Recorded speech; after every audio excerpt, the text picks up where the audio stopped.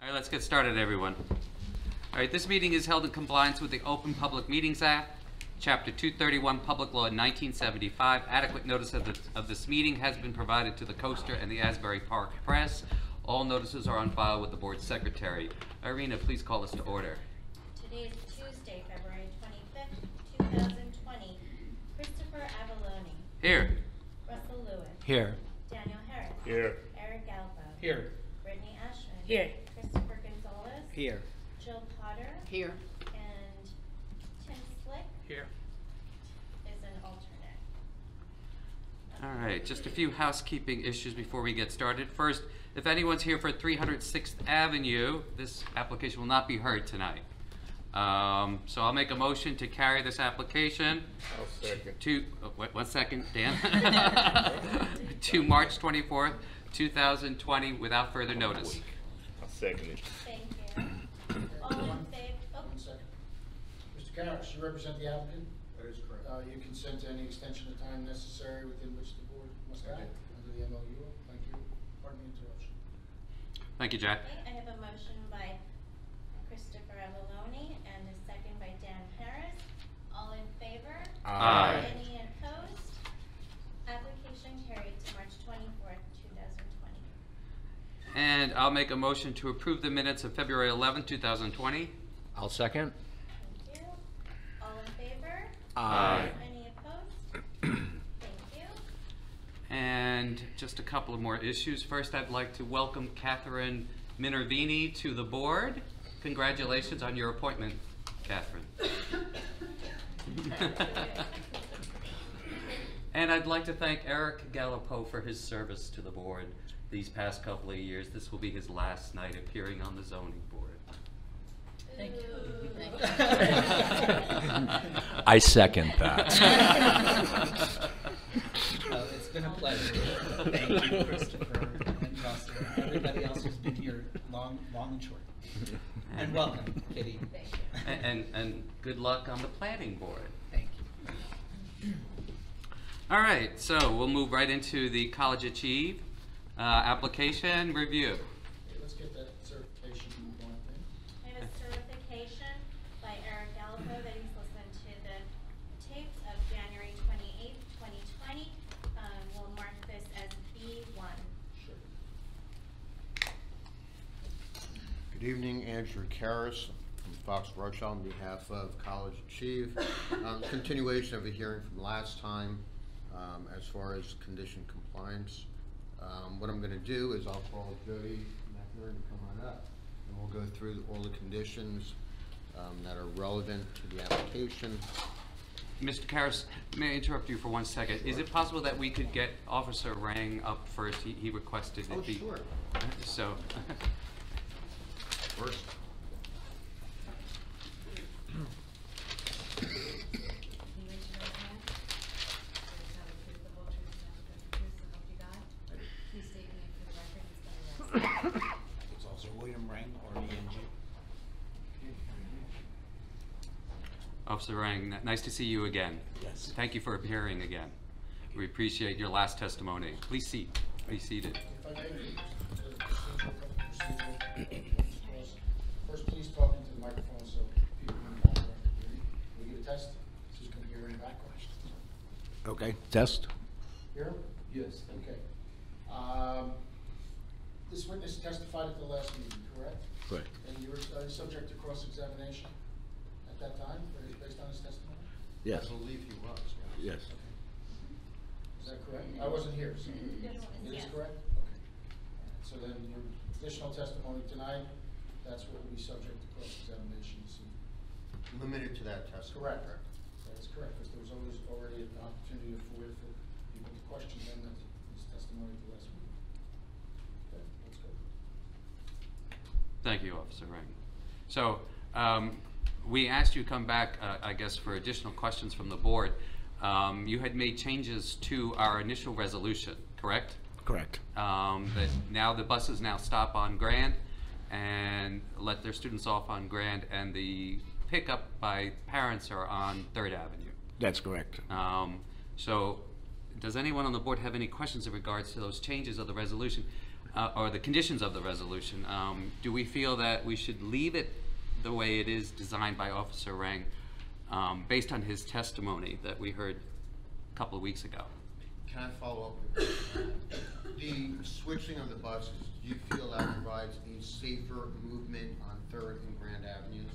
The only reason that it was changed was for the safety, because, like I had said last time, or the last meeting, was the buses being on Grand Avenue, because there's so few buses and they can do a curb drop-off.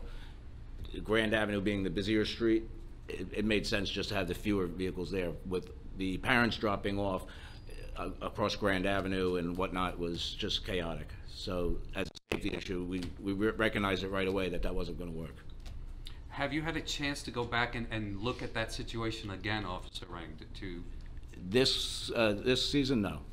But after we had numerous complaints from residents on 3rd Avenue, we did go out there and we made some adjustments as far as setting up cones for them, trying to keep the cars in that no parking zone for that drop-off and pickup area. Doing the enforcement of that parking did help a lot. But this year I haven't looked at it, but I haven't received any complaints in the police department from either the residents or the school. Well, as you heard in our last meeting, some of the residents in that area did mention that it was hard to get the parked cars out of that area between the designated times. So I guess that has become an issue for for the parents dropping off kids on 3rd Avenue. You know, personally, I don't know which is a better way to go. I have to rely on your expertise in that matter. The other issue, when I've had several residents approach me about the parking, while I was out there watching what was going on, and it's momentarily. You know, you have a car that will pull up. If they can't get to the curb, they may double park on the side of the road there, let their child out, and the school has staff coming to the car and escorting the child into the school, and the parent would drive away. You're talking, you know, maybe a minute, if that. So it's not like a car is double parked for 15 minutes, 20 minutes, totally delaying that resident from being able to pull in or out. I had one resident tell me that there was a car blocking her driveway. You know, it's just, it might be very brief, but I don't see it as a problem as far as the safety concern. Now you're gonna, if you can't put all those cars on Grand Avenue, because now you have a safety hazard. Have you considered putting a crossing guard there yet? Again, as I was discussing last time, was, and I actually was thinking about a crossing guard issue down there. Having a crossing guard isn't going to help your dropping off students. Crossing guards cross kids across the street.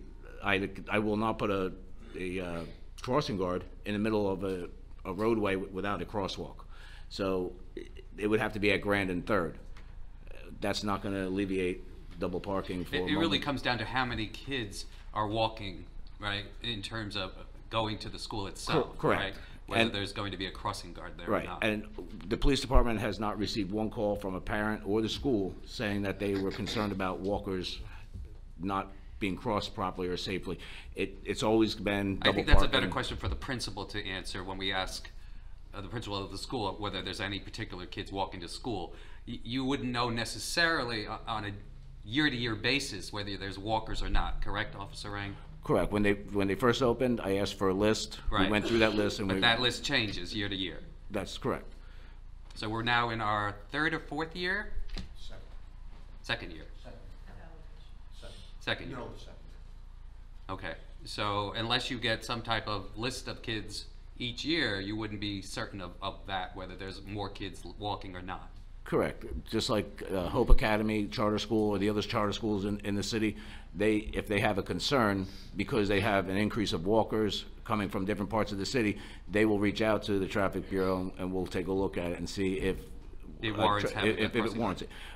If you're not going to call my office, I don't know about it. We don't know that there's an issue. I still don't believe there's an issue because I haven't been approached by, you know, either And a normally parent. who approaches you, the parents or the school itself?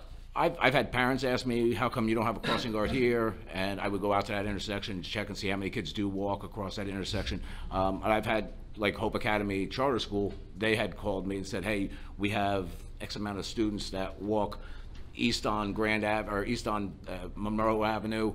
We would like a guard maybe there. Can you go look at it? And then we'll go look at it and see if it I warrants see. it. So it really could come from anybody. And anything that we get, we address. But like I said, for the charter school, all I have ever got complaints was double parking and blocking driveways, things of that nature. But I've never got any problems with children crossing streets. Any further questions for Officer Rang? Because we do have to decide whether we revise the resolution to encompass Officer Rang's changes. As well as corresponding signage, if you have any Yeah, more. I'll address that, and I figured out what happened. Okay. Officer Rang, can you tell me how is the bike lane factored into all of this on On Grand. on Grand? How is the parking? Yeah, so is that used as drop-off space for, and I guess now the buses? Well, Grand Avenue also has a parking issue, but there's that from Grand and Third, south a little ways, that area is usually clear, and that's where the buses periodically will pull up to and let the students off. So there's not a big parking issue, if you will, but there is a lot of residential right there as well. But the bike lane, so like on Grand, there's the parked cars, and then there's the bike lane, and then there's the travel lane. Correct. Correct? Yes. Yeah. So is that space used as drop-off space as well? And how is, For like, the I don't buses- mean to, like, the buses expand will- the problem, but I think there's a, like, which lane is being used makes a difference from the ability to establish safe movement of the children from the bus to the sidewalk. There's ample room to get to the curb. If the bus pulls up to the curb, they may stick out in that bike lane and block that bike lane a little ways. Okay, no, and I think that, to me, that's a much more preferable situation to have the bus occupying the bike lane than the kind of slow drip of cars kind of pulling in and pulling out and maybe not being quite so aware. Right. Yeah. Correct. What would you say is the average speed of the bus, kind of in that block, 10 to 20 miles an hour? Not very, Probably, yeah. right. Not Okay. terribly long. But again, just because of the flow of traffic that is doing 25 to 30 miles an hour, having numerous moms and dads, personal cars trying to drop off kids on Grand Avenue, we looked at it the first day, and it was just okay. We had to put a stop to it because it was someone could get hurt. So further than when the buses pull through the bike lane and up to the curb into that no parking area, they have a beacon to stop oncoming traffic. Is that correct? The paddle that comes out and says Correct. stop. Okay, so How long would you say it takes for the bus to unload? Did you observe that yourself, Officer Rang?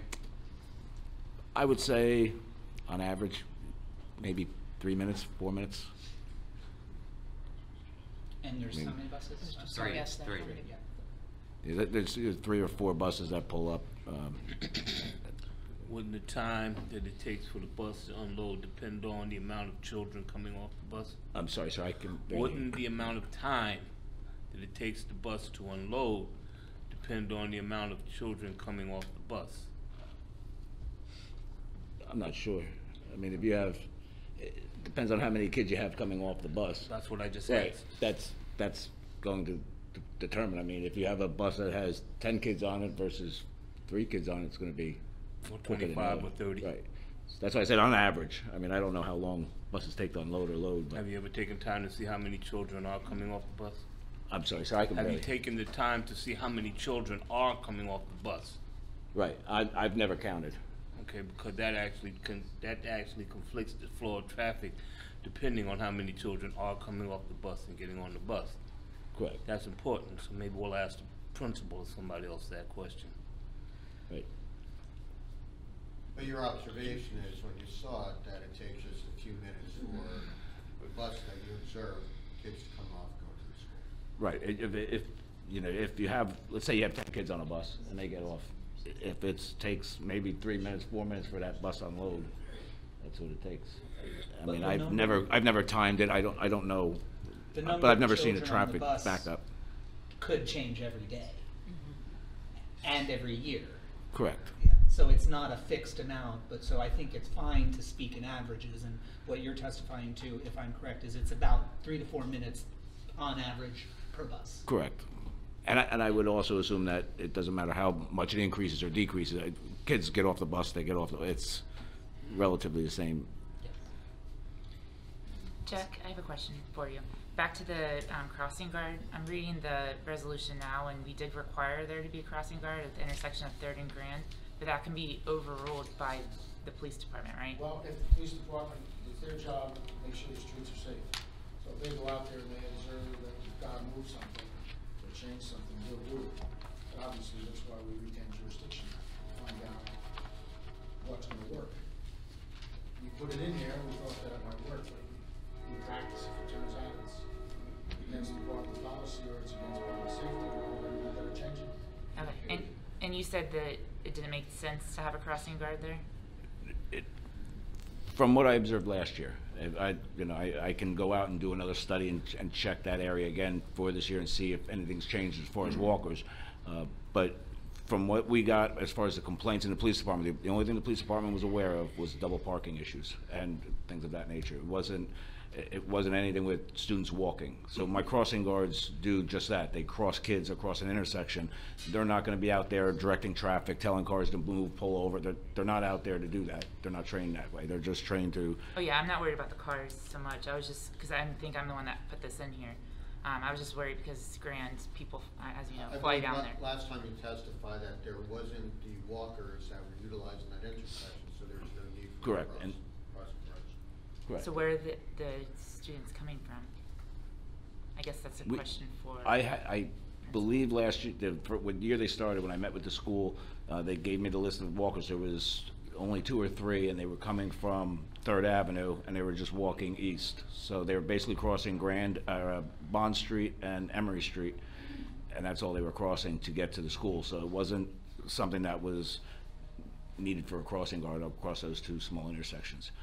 Had it been crossing Grand Avenue and they were unassisted by an adult, like I've had other schools ask about crossing at certain areas, but because they had young kids, but they were constantly walked and escorted by an adult, by a parent, and there was only 2 or 3 of them. So it doesn't pay to have a crossing guard stand out there for 2 hours to cross 3 kids who are escorted by adults. Had they not been escorted by adults, or one day they may not be, then we would look at it differently. But that's basically how we judge it, is we take an assessment on the amount of kids and where they're coming from. It changes every year. So is there like an analysis done every year? I'm sorry? Is there analysis done every year by the police department? Because you said you haven't really observed this year, this school district, or this school year. Yeah, I can. And we stipulated last time that we'll provide a count where the kids are coming from to assist with that. Numbers. And if the school can provide me with a list of walkers, then that would be something that we can definitely look at. Under any circumstance, you feel like a crossing guard would help? A crossing guard would help? Where? Any circumstance. Any? I just gave you a plethora of instances, okay? Under any circumstance would a crossing guard help in reference to the safety of the children? Yes, sure. Then why aren't they there? Because of where the school's located, a crossing guard at 3rd and Grand, if there's no one across, I'm just not understanding what you're asking me. I'm much more concerned with the safety of the children. Correct. Okay, and to me, where there's an intersection where there's a lot of traffic, which Grand Avenue does have a lot of traffic, okay, have we done a traffic study on that? I don't know, but where there is a lot of traffic and there is an instance where child safety could be at risk, I just feel that there would be better for a crossing guard to be there instead of saying there's only 2 or 3 children walking. I don't put a price on a child's life. we can address it and have check and see if a crossing guard would be beneficial Was there. there a crossing guard there day one, There's not one there. last year? For next year? Last year. No, there wasn't one last year. So you haven't even gone along with what the board said. You decided that we wouldn't put them there anyway. You made an analysis based upon resources, whether or not there was a need for it, and you weren't going to put a crossing guard when there's no need and no walkers that are utilizing that intersection. Am I correct? That's correct. May I ask a question, Danny? I don't want- Yeah, go ahead, I'm done, thank you. So, just so I understand, just so that everybody here is clear, you had 2 children that were walking east from their home, closer to Main Street, towards the school, and not crossing Grant. These were the 2 unaccompanied children. Correct. Correct? And then you had other children who were accompanied by adults crossing from east of Grant to the school. But they were accompanied by parents. Correct. So, at this particular location, there were no unaccompanied children crossing Grand Avenue. Correct. Or Third The Avenue. criteria for putting a crossing guard there would be if there was an unaccompanied child crossing Grand from the natural route from their home to the school. Correct. Is that correct? So, if I'm reading this properly, there was no reason to put a crossing guard there because there's no unaccompanied child crossing Grand Avenue. Correct. Is that a correct understanding? Yes, that Or is that's what correct. you're testifying to? Correct. Okay. And I was tasked with doing just that when it first opened, was to find out what they had as far as, and the school provided me with a list, and we went over it, and we discussed where those children are coming from and whatnot. So this process that you go through with each school is based on a year-by-year evaluation of whether or not there would be an unaccompanied child, or whether the school requests it? No. Each year, the way the crossing guards are handled is we have what's known as safe corridors to school. Okay, on those, because Asbury Park being a walking district, those safe corridors are designated streets Like such as Comstock Right. and Pine. So what we do is we provide a safe corridor for basically wherever you may live in that area, geographical area, to use that safe corridor to get to school.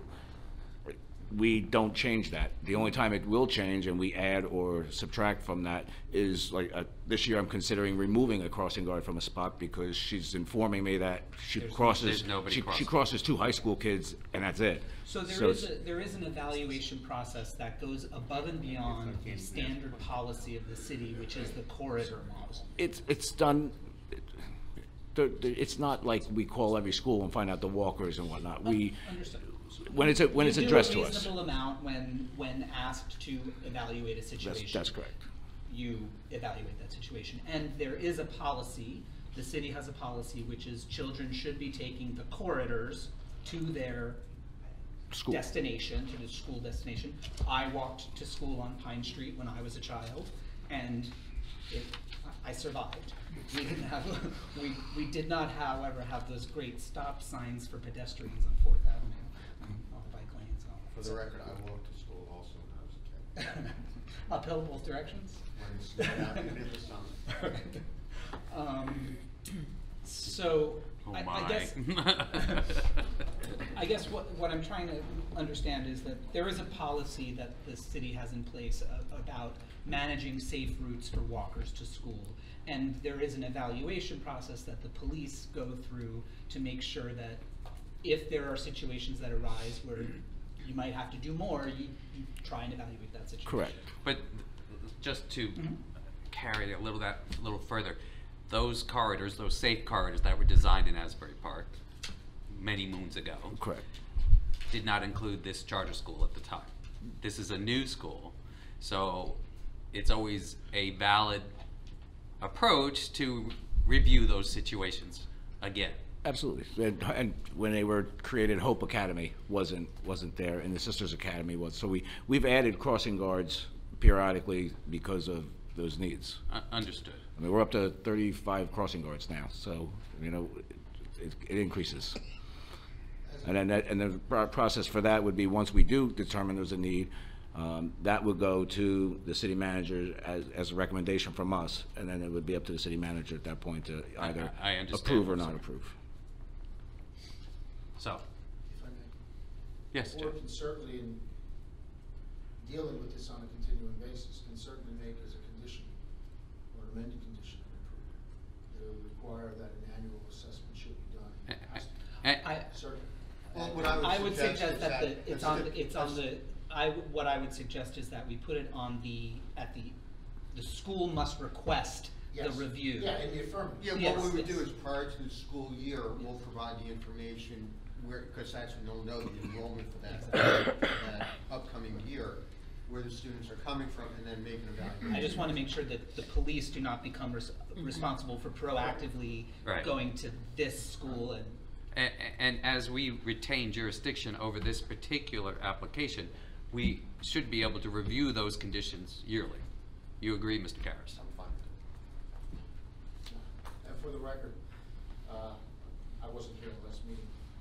Dan voted against this application. He did, yes. He shouldn't participate in the discussion, although his point was quite valid. But going forward, I've already instructed him that. Would you like me to repeat it? I can repeat it. Mr. Harris voted against approving the charter school here in Asbury, so it invalidates his questioning of the witnesses at this point. So he can, unfortunately, sit and watch, but he cannot participate. Means I can go to sleep. Good night. Good night. So, any further questions from the board for Officer Rang? Yes, can you repeat again, the bus drop-off is on Grant, right? Mhm. And what about the parents drop-off? But the parents are dropping off on 3rd Avenue. Third In Avenue. front of the school, Facing east, facing east. and the buses, they're facing The buses are facing south on Grand. south. Okay. Okay. Did you have a follow-up question to that, Christopher? or- I'm just wondering if there's a sign on the corner of Grant and 3rd, across from the school, like do not turn left from certain time. No left turn. Cars coming from Grant turning to 3rd, do not turn left from certain time, like school hours. No, there's There's no? there's no designation, and that would have to be a traffic study done by the engineer. Okay. We, And that would have to be by ordinance also. Okay. Because I think it will be safer if there's a sign over there for the kids. Do you see any issue with turning left? I'm sorry. Do you see any issue with people making left-hand No. turns? No, I don't. I mean, again, the time that I had spent out there, people turning off of Grand onto 3rd wasn't any kind of hazardous issue. Okay. Any further questions from the board for Officer Rang? All right, so at this time, we can have some cross-examination of Officer Rang. Please state your name and come up to the mic. You're opening it up to the public. I am. Hello, hello, officer. Jamie Nadell, 503 3rd Avenue. I just had a couple questions about your testimony. I know it was mentioned that you didn't have a list of walkers provided to you by the school before this school year began. Were you provided with a list of the number of children that would be taking a bus or being dropped off by a parent? No. By vehicle? All we get a list, again, because there was a concern was for whether or not there was gonna be need for a crossing guard. Okay. So that's why I needed a list of the walkers to see where they would be coming from. But you don't, as you sit here, have the number of children who are being bused and or driven by private car to the school? No. Okay. And I was here the last time it was on the agenda and you had testified. I just want to clarify, you had said, because I might have missed something tonight, you had said you'd gone at the beginning of this school year, which is the second school year, a couple of times, I think twice, early on, when you made the change of the buses and the cars? Correct. And have you been to the school since that time? No. Okay, so just so we're clear, what you're testifying about the goings-on and the timing and sort of efficacy of these drop-offs is from September on a couple of occasions? Okay, thank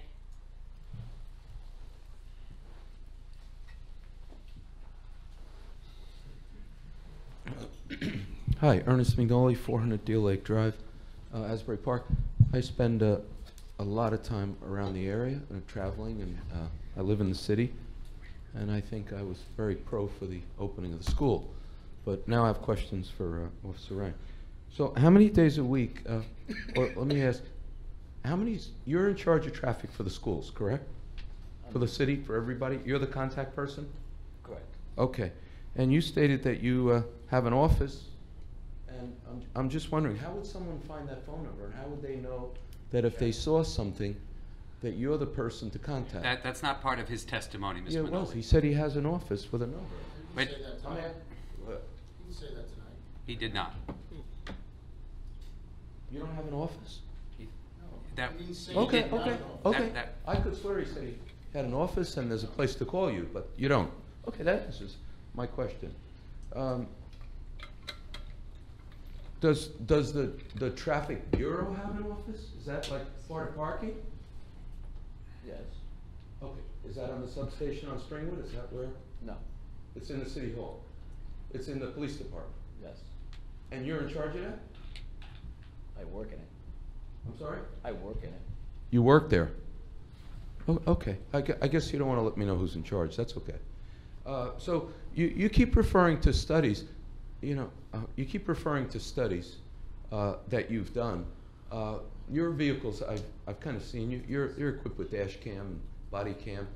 Have you documented anything that you claim to be observing or studying? Like someone just asked you. It's do you beyond mi- the scope of the testimony that's being provided to you. Sustained. Okay, Ask the well of- okay. It's not a courtroom, okay. I'll move on. So I think you just said that, that all the parents that are walking west of Grand on 3rd to the school are accompanied by an adult, correct? All the parents are accompanied by. I'm sorry, the parents are accompanying the children who are walking from west of Grand to the school. Isn't that what we said? There was okay, is anyone crossing? Is anyone crossing Grand to get to the school from west of Grand? No. There's no one. So those few children that you said you testified that it wouldn't justify having a crossing guard. How many was it? I thought you said there was no child without an escort that was crossing Grand. Wasn't that what you said tonight? When I was out there at the beginning of the first school year, no child was crossing Grand Avenue. So all the children that you observed were crossing with an escort, an adult. No child was crossing Grand. No child was unescorted. No child was crossing Grand. What? That's not his testimony. What is his testimony?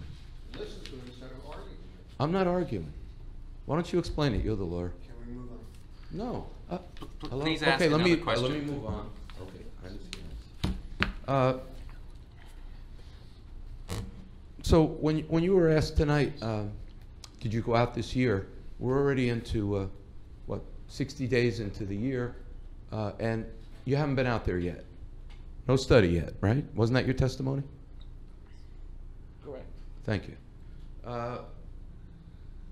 I think having the responsibility of children, I think the board mentions it. That's not a question. That's not a question. Testimony. Well, That's for later.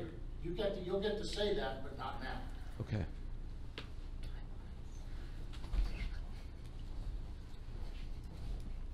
I had a question. You indicated tonight that there are times where you make changes. You decide, based on your observations, buses can go here, et cetera, et cetera. I think that it was also mentioned by or was it mentioned by the board that when you make changes, that you're really kind of bypassing what they have? He did not testify to that, Mr. Manoli. Okay. Ask a The board question. didn't say that. I was asked that question and I gave a response, but I didn't say that. Okay. So in other words, I heard wrong when Officer Rank says from time to time he'll make changes, like he'll decide the buses will go here. That wasn't your question. You didn't ask him if he made changes. You asked him if he made changes Did you make That's what the changes? board wanted. Okay. Officer Rang, did you make changes? Originally, what the board wanted was not working for the safety of the kids, so I made a recommendation change to it. Okay. Were those changes authorized by the board? That's why we're here. Well, no. He's talking. Originally, I'm sorry, would you repeat it? But the question shouldn't be posed to him, it should be posed to the board in terms of what changes were made. Well, no, he's. Ask him factual questions about the traffic, transportation, anything you testified to. But Listen, whether- I don't care what you think. It's important for children's safety to know who is. You're testifying, Mr. Okay, Manoli. okay, excuse me. Oh, okay. Officer Rang, you're making changes on your own? I made a change, yes. Okay, it's one change. You made a change. Okay, on your own. He already answered. Excuse me? He already answered. Okay, I'm finished. I'm moving on.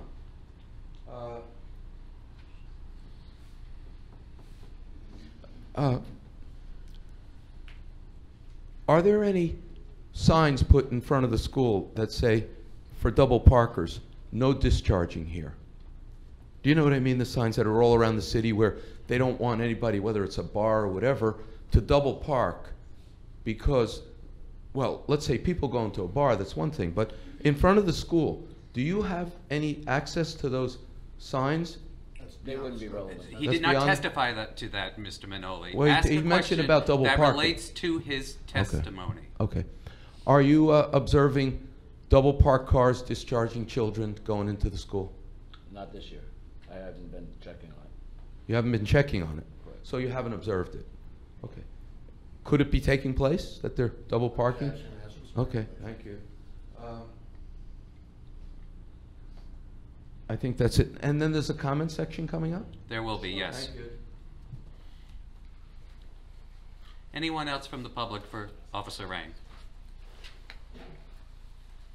Thank you, officer. Thank you. Mr. Karras, please proceed. Thank you. Jody?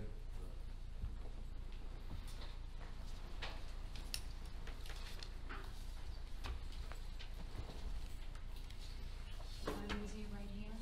Swear to tell the truth, the whole truth, and nothing but the truth, so help you God. I do. Can you state your name for the record and spell your last name? Sure, it's Jody McInerney, McInerney.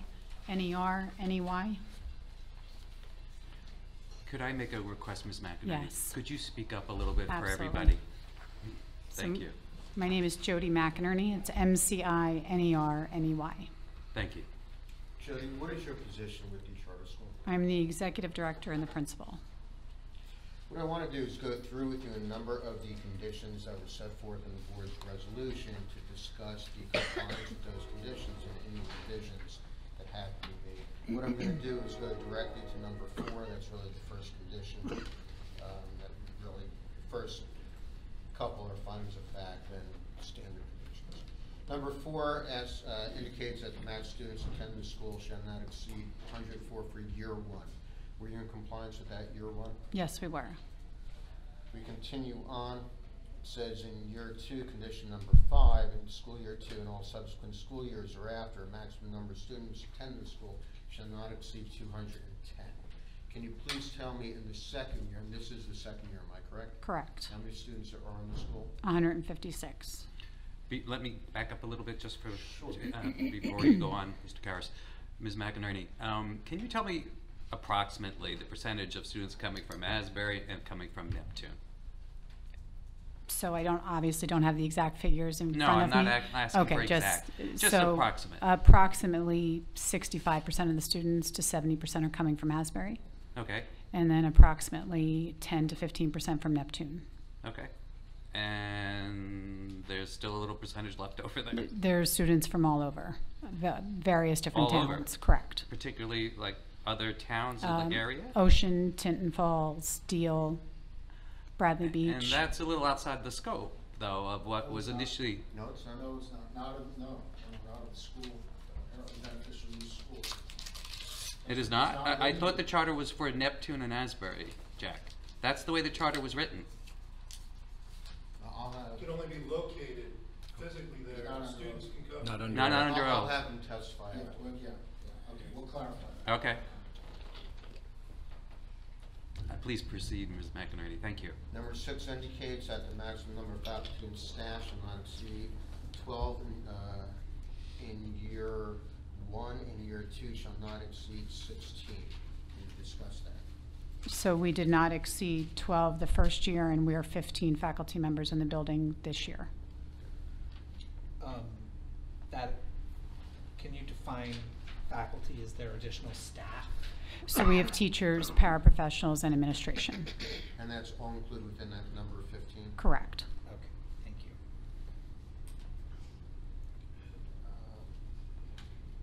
Number 7 indicates on-site parking. Third Ave lot shall have 25 parking spaces, 1 space, and the Third Ave lot shall be reserved at set times for food delivery. Has that been done? Yes. And how is that accomplished? So those 2 spots are empty every day. There are signs that they cannot park there, and food delivery backs in, unloads, and leaves at the same time every day. Number 8 indicates that all outdoor recreational activities for the school shall take place off-site of the school premises, and they shall employ crossing guards when traveling outside to the school to the recreational facilities.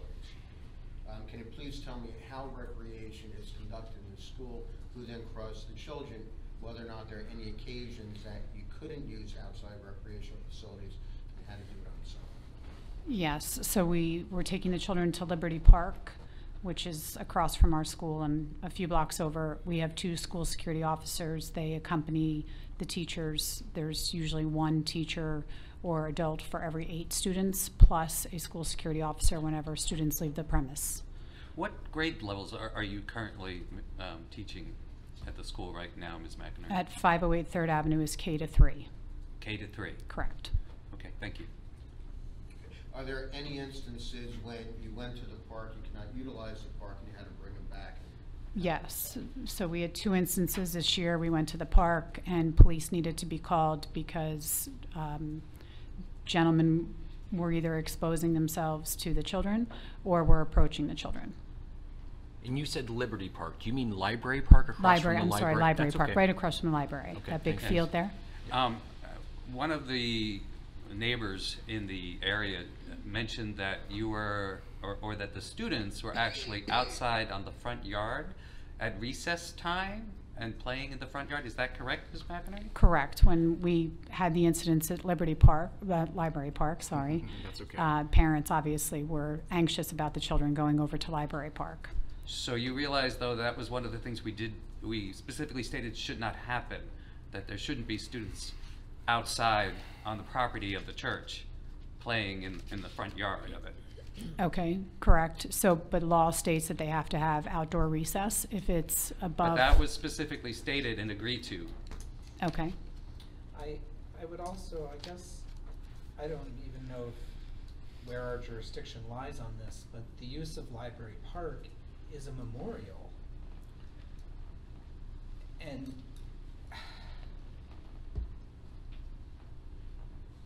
I'm not sure that that's the right spot to recreate children in a tree grove planted for 55 souls.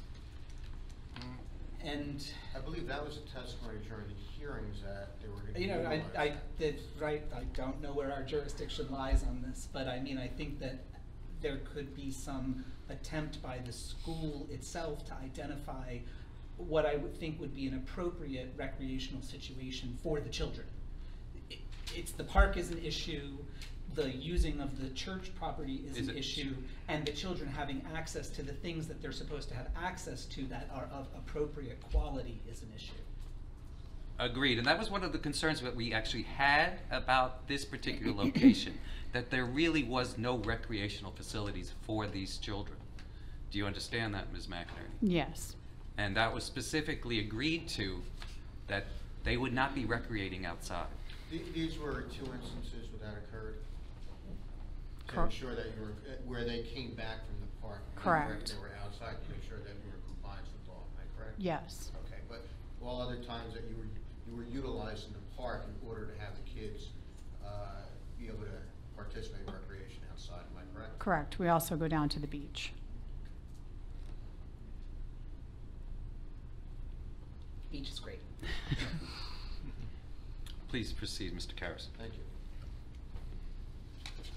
Number 9 was to ensure that the school and church activities do not coincide, and there's no school on the weekends. Is that the existing situation? Correct. 10 is meet all requirements, city and fire rules, that was part of the permitting process. 11 is crossing guards at the intersection of 3rd and Grand, and I believe the officer had testified to that. You have no objection to providing a road where the students live before the school year, so the police department can evaluate whether or not there's any crossing guards, am I correct? Absolutely, You can correct. stipulate to that? Number 12, applicant subject to police department approval shall use cones and install signs around the school to identify the school bus drop-off and pickup on 3rd, automobile drop-off and pickup on Grand Avenue. Has that been done? Is that being followed? Correct. We have cones outside. We have 2 faculty members and a school security officer that do drop off and pick up every day. Number 13, staff members are required to be present at drop-off in both the AM and the PM. Is that taking place? Correct. Number 14, pursuant to numbers 13, 12, and 13, applicant staff members shall direct buses and cars dropping off and picking up students to not linger in the area and to impede traffic on 3rd and Grand. They've been instructed to do that? Correct. And are they following those instructions? Yes. The applicant in number 15 is limited to 3 buses loading and unloading at any one time. And this one was a bus where to proceed easterly on 3rd and southerly on Southerly and Grand Ave. That has been switched at the recommendation of the police, am I correct? Correct. Okay, but are there any more than 3 buses at any one time, or you make sure that only 3 buses are there at any one particular time? There's only 3. Okay, and those May are I the- follow up with a question, Mr. Karas? Sure. Ms. McInerney, as someone who's there every day and you're under oath, in your estimation, how is this whole system working with the buses and the drop-off, the way it's going with the cars, and basically from your point of view, how is it working? So the buses pick up first at our other school. So our other school calls over so that we have the students ready at our school. We load the older students first so the little ones don't have to stay on the bus longer than necessary because they're little. So we are notified before the buses arrive. Teachers take the students out to the bus immediately upon the bus's arrival. Students load and the bus leaves. The bus is very quick and easy. As far as the parent pickup on 3rd Avenue, we have 3 adults out there, 1 school security officer. They have clipboards and radios.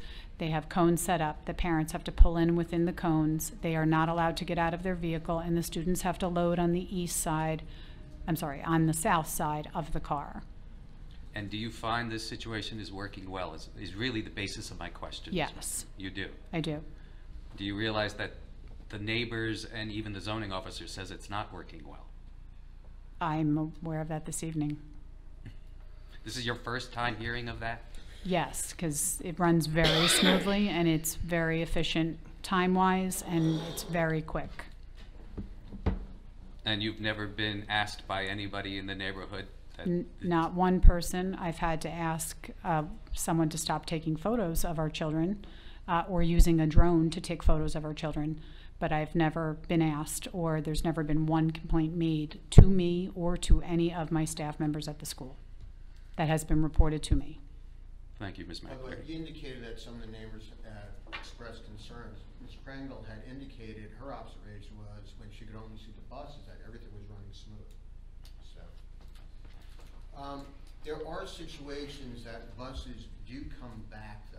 Am I correct? Correct. I know there's been testimony and photographs of buses that do come back on 3rd Ave, correct? Correct. Why is that, and what's the situation with that? So a minor under the age of 10 is not allowed off a bus without an adult being at the stop. So if there's no adult at the stop, then the bus has to bring the child back to school. The 508 location is our designated location that staff will stay extra hours to be there for any children that come back on a bus route. So we don't have a front door entrance on Grand Avenue, so they have to pull up on the 3rd Avenue side at the sidewalk, and the bus driver will walk the child to the door. How often does that happen? Potentially once every 2 or 3 weeks. and it's usually the same students. It's usually, you said, the same students? Yes, we're working with those parents. Their hours conflict and they don't necessarily make it to the bus on time. And do you have any after-hours activities We going on? have, Boys and Girls Club provides aftercare at that location. But that's a safety issue when they come back from the bus driver to bring the child into the school. Correct, they have to physically walk them to an adult in our building. Number 17 had to do with the fence and landscape along the property line to the south, and that was taken care of, am I correct? Correct. Work with the neighbor in order to get that accomplished? Yes. Number 19. Well, 18, Did I miss? because that was my request. Bicycle rack, that was installed, am I correct? Correct. Where is it? It's in the back of the building. Okay. And does any of the students bike to school? No. And you coordinated with the transportation director in order to do that, am I correct? Correct. Number 19 indicates that the applicant shall proceed diligently to obtain to approval of the mayor and council of the city of Asbury Park to obtain permission to install parking signs on Grand and 3rd Avenues indicating no parking from 7:30 a.m. to 9 a.m. and 3:45 p.m. to 4 p.m. Also indicates approval to install the signs on Grand and 3rd Avenue in front of the property stating the school zone and the approval to have crosswalks painted located adjacent to the school on Grand Avenue and 3rd Avenue, crosswalks placed on the Grand Avenue stating pedestrian school children crossing. The resolution was approved in February of 2018. Do you recall that? Yes. Okay, and it took a little while, you don't recall that, but it took a little while for us to get a copy of the resolution from Ms. Van Wagner. But when that was done, do you recall that an email was immediately sent to Mr. Raffetto with a copy of the resolution requesting that the signage be put up and the crosswalks be put up? Do you recall that? Correct, yes. And there was an ordinance that was passed by the city of Asbury Park for signage, am I correct? Correct. And you made payment to the city of Asbury Park for all the signage that was to be put up, am I correct? Correct. Part to be put up, I dropped the payment off myself. When this had occurred, we obviously went to Mr. Raffetto, who is the city attorney, to get all this done. The resolution indicates that we have to act diligently. We did. Immediately upon receipt of that resolution, a request was made. What happened, and I just realized this, they did the ordinance incorrectly. Although, and apparently there was a drawing that was done by Ms. Alonso indicating where the signage was supposed to go. Apparently she didn't put in all the signage as required by the resolution. It has in there the... You're saying Barbara didn't put it in? Is that what you said? No, Ms. Alonso. Oh, Michelle Alonso did not put it Yeah, all. it was not in the drawing that she provided to the mayor and council, which they utilized then for the ordinance. They had a copy of the resolution, she had a copy of the resolution. For whatever reason, they only included within the ordinance the signage for 7:30 or whatever those times were on the 3rd Ave and not the Grand Ave. And there is no signage on Grand Ave, it's only on the 3rd Ave, am I correct? Correct. Also, although the crosswalks were done, am I correct? Yes. And you have the, I guess, the student or children crossing. Right, the that's school been sign. put all around on the intersections. Correct. Am I correct? Yes. All right. So all that was done, but it's that one missing signage that had not been installed. Am I correct? Yes. What is the signage on 3rd Avenue? What does it say? It has on there, actually, if I can pull up my phone. And is it the correct signage, or is it? It's the correct signage. Because we did, obviously, the Yeah, officer I can grab it. testified that he changed things, so I'm just wondering if the signage is corresponding. It just has to do with no parking for the cars that were parking there. Got it. So there's no specific signage for buses Correct. opposed to cars, it's just general signage. So when I went out there, if I can find the photograph, I'll tell you what it says.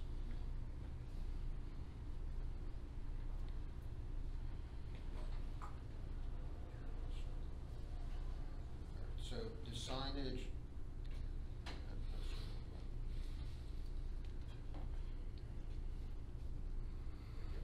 So the signage that is on 3rd Ave, and I will submit this to the board when I'm looking at the photograph, says no parking 7:30 a.m. to 8 a.m., 3:45 p.m. to 4 p.m. Monday to Friday, except Sundays and holidays, and it reflects the ordinance that's on there. That's on the Third Ave side. Unfortunately, it never got, although it's paid for by my client, it never got to the other side on Grand Ave. So there's a payment that was made, but the signs were never installed. They had the resolution, the city, they had everything, they adopted an ordinance. Did anybody from the school follow up? No, I don't believe so. Listen, I wasn't aware of it. I would have followed up immediately. One of those things that unfortunately slipped through the cracks. So obviously. Has it been addressed yet, Mr. Karras? I've been making calls to get it addressed, absolutely. I haven't gotten a response back, but I've been making calls to try to get it addressed. Okay. So I am on top of that. We're probably gonna have to do another ordinance to get that corrected. I should have guessed because it was not included in the ordinance that it should have been included. The resolution indicates that we act diligently. I was the one that was on top of this, making sure this got done. We immediately got in touch with the required city officials to get this ball rolling, but that one sign was missing. So. All right. All right? Yep. Is it your opinion that the cars that are parked there on 3rd Avenue, are they complying with the signage? Are they moving in the mornings and the afternoons? Yes. So you're not having a problem where the signs are properly placed, you're not having a problem with cars being parked there? No, it's mainly neighbors that are parking there. Well, that's not what I'm asking. I'm not, Are they in compliance with the times that they should or shouldn't be? Are cars moving, regardless of Yeah. whether they're neighbors or? Correct. We haven't had any issues. You haven't had any issues? No. What about sir. in Grand where there are no signs? We've had no issues there either. So there's never cars parked outside? There's cars parked outside, but they asked if we've had any issues with it, and I said no. And no, I'm asking if they're being If they're being moved. are Right, there they move at the appropriate They- time. They are never prohibiting us from having a proper dismissal. Thank you, Ms. McInerney. Okay, but I will continue to pursue the issue with regard to that signage on Grand Avenue. I appreciate it. The one just indicates the temporary CO until the signage is taken care of. So let me just follow up a little bit with Ms. McInerney. So what you're basically saying, you're observing this situation every morning, correct? Correct. And you've never seen issues on either Grand or 3rd Avenue with any of these situations that have been mentioned by people in the neighborhood? No. And no one in the neighborhood has made a complaint to us, and we're all outside. So why are we receiving complaints from the neighborhood that way? I really can't answer that question. I'm not No, them. I appreciate that, but it seems strange that the neighbors would come up and say that these things are happening. Agreed. I think But they- yet, the principal who's there every single day doesn't seem to see anything. Oh, we've It's- also had neighbors that have come up and said that what they've observed is fine. So when you say some neighbors say they have issues, we have testimony from some of the neighbors saying that there are. Ms. Krangle may have her testimony wasn't quite that, I Mr. thought it Karras. was very clear when she saw the buses, she couldn't see on 3rd Ave, I remember that clearly, but what she could observe on Grand Avenue, she indicated it ran pretty smooth. I'll consider that. Thank you, Ms. McInerney. Anybody else for questions? I think we're through with the conditions, is that correct? So, I any have a questions question. from the board for Ms. McInerney? Well, I just have an overall question. Who took these photos that were in the packet? Arena, do you know the packet? That would be, Oh, that's, okay. Because I'm looking at them now and it's like direct contradiction of what you're saying. What? The drop off and pick up. Yeah. Yes. Because like right here, I'm looking at a photo, there's 4 buses. There's another photo that there's a parked car right where the bus is letting a student off. And it's not only taking up the bike lane, it's also half the driving lane. Is that on 3rd Ave? It's on Grand. So, and then like, I don't know, am I allowed to show these pictures? I mean, there's like stopped cars there. But did keep you in see the mind, packet, what Mr. you're Karras? seeing there, you know, it doesn't look, can I see that for a second? It doesn't look like the stop sign is out in the flash. 'Cause there Yeah, are supposed to be that- cars there, correct? There should be, but keep in mind, the bus that we're looking at right now doesn't have the flashers on and the stop sign out, so that's probably not, So are they just idling? I don't know. They could be just proceeding down the road at that point. They could have just dropped somebody off and proceeding down the road also. Are we bringing you back up? I'm sorry, I forget your name. I know you're the zoning officer. Mark. Those are digital. those Yeah, are not no, mine we'll have originals. Mark come back up and testify as well. These aren't yours? If they're digital copies, then no, they're not mine. Mine was an exhibit at last hearing. So, You sent these. the ones in your packet were from the complaints from the neighbors. Ooh, Oh, okay. did anybody substantiate those No, photographs? then I'm gonna object and move to, They were given to Mr. Paris as well. No, but did anybody come in and testify and lay a foundation as to when they did this, where they did it, time of day and the like? Actually, hang on a second. Those were sent to Barbara Van Wagner, and she was the one that put them in the packet. All right, okay. Evidence. We all know you can't put things before a board unless you can get somebody to verify where, Wow. time, date, and place and what they represent, because just what we're thinking say right hearsay now. document. Right, without so who took authentication. these? I Can't can't trust, verify. I can't cross-examine that. But, document. we don't have to verify them particularly, Mr. Garrett. Yes, you, I- respectfully, I disagree. In order to have a conversation, be able to look at those photographs and discuss those, they do have to be authenticated. Because you can't cross-examine a photograph, you just can't. Absolutely. No, I appreciate that, but I'm a little concerned that there are pictures that exist that I don't think they're trying to sway the board a certain way. I think it's about whether this is being done properly. If I recall, to be honest with you, those photographs were taken right when the school opened up in the first couple of days, and they're trying to figure things out. Because those came pretty quick. And I will give you the benefit of the doubt, Mr. Karras, but I do believe we need to review the entire situation of what the traffic is. I agree. I agree think 100% that has to be reviewed, but I don't think we can look at photographs when we don't know the time, who took them, the circumstances. And I agree can with you address it. wholeheartedly. I agree with you wholeheartedly. But my concern is for the safety of the kids and to 100%. ensure that things are going as smoothly as Ms. McInerney says. I think it's a concern of everybody that the safety of the kids is paramount. That's why we're here, to ensure that. So I 100% agree, but we have to be able to look at evidence and discuss it intelligently. And I'm in agreement with you there. I'm not trying to take a side one way or the other. My side is with things being done properly. As it should be for all of us, absolutely. So does anyone else have any questions for Ms. McInerney? So we can't use the pictures, okay. All right, I will open it up to the general public for cross-examination of Ms. McInerney. Hi, Ernest Mignoli, 400 Deal Lake Drive. Ms. Principal, when were the, you said you dropped off the check for the signs? Correct. Do you know approximately when that was? I do not. It was last March year. of 2018. March 2018? Correct. Okay.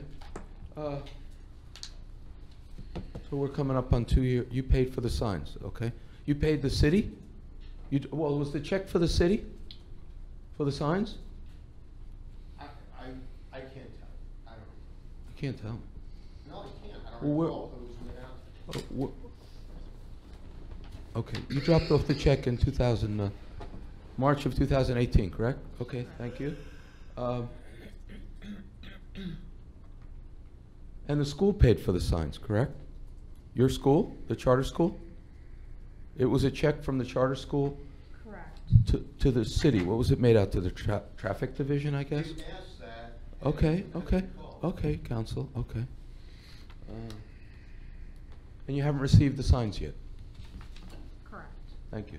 Not all the signs. Not all the signs. It's not, they don't receive them. We're not allowed to. The signs aren't installed yet, all of them?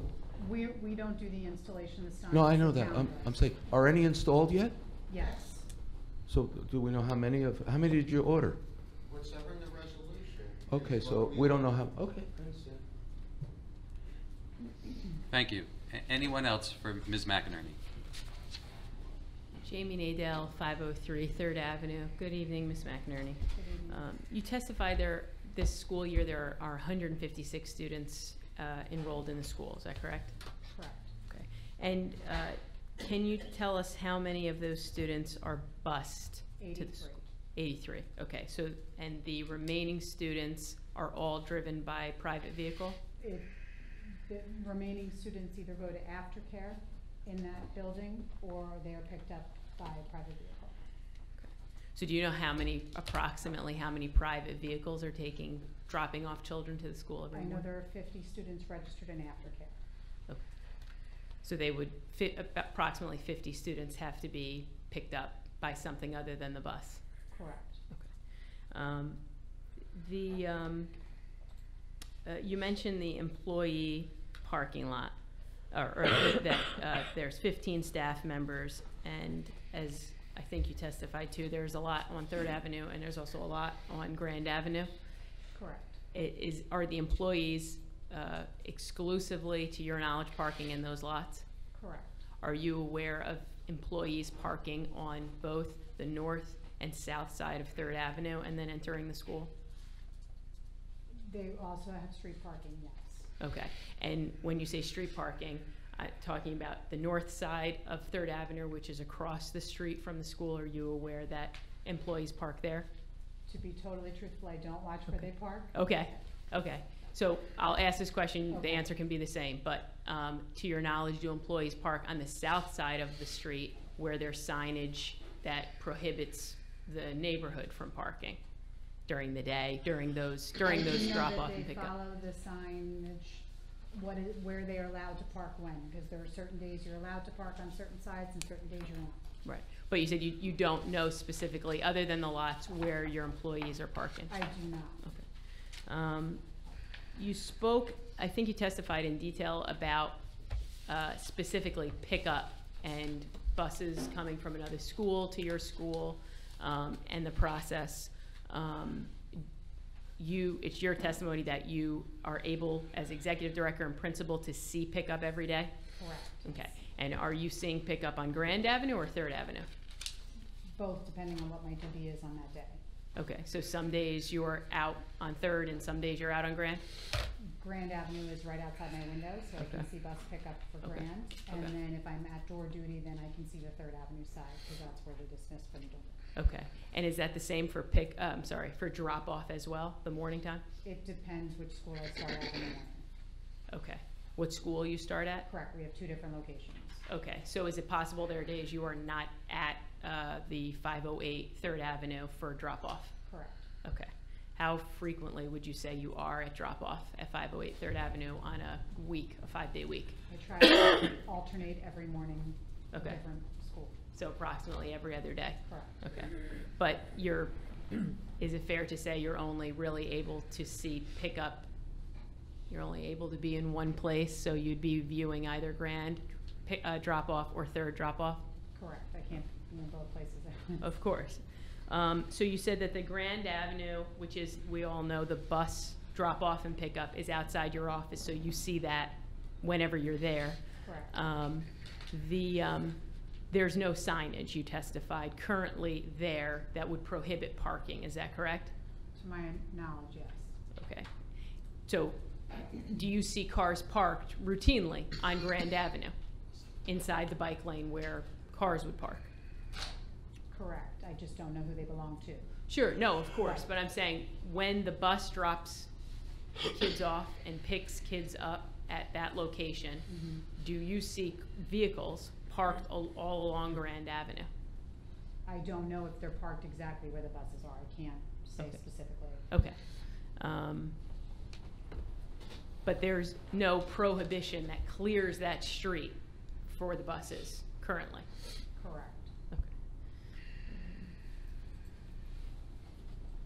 And you testified that you think the bus drop-off works quite well, as it currently exists?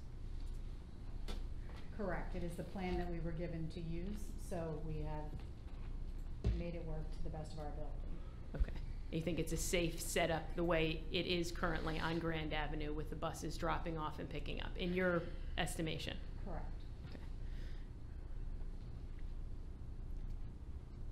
And as far as Third Avenue is concerned, you mentioned staff members being outside. You are not there every day for drop-off.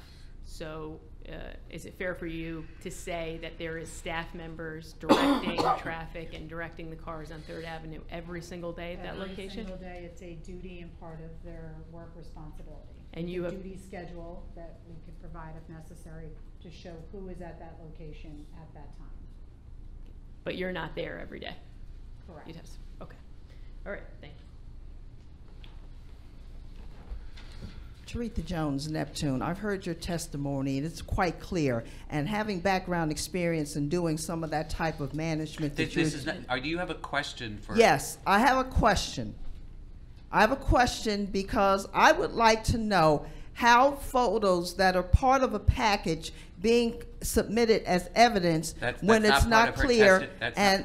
That's not part of her testimony. Do you have a question for Ms. McInerney? Ms. McInerney has been very clear in her testimony. No, you're commenting. Do you have a question? Ms. McInerney has been very clear, and I want to ask then, and with her attorney, do you seem to think, and it's going to put you on the spot, that this might be a situation of NIMBY? You're doing the best you can with compliance to secure safety of the students and faculty and the neighborhood. This sounds as if it's a NIMBY, or I'm not sure of what the concern and issue is. You're testifying, ma'am. You need to ask a question. No. You'll have a chance to testify at the end. Comment later. This is just a question. This is just questioning her. Okay, that's okay, because I want to be clear on that, because this doesn't sound quite right. So I will make a statement later. Okay.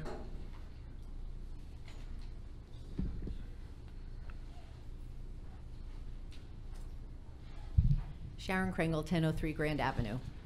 So the 2 times that you say that the kids played at the school, did they go to the park first and then come back because they couldn't stay, or you know, the police recommended that they didn't stay? Yes, essentially, yes. Okay, That's my and have you had a chance being at the school to see the lawn in front of the church? Yes, I have. And so have you noticed that the grass is gone on the lawn in front of the church?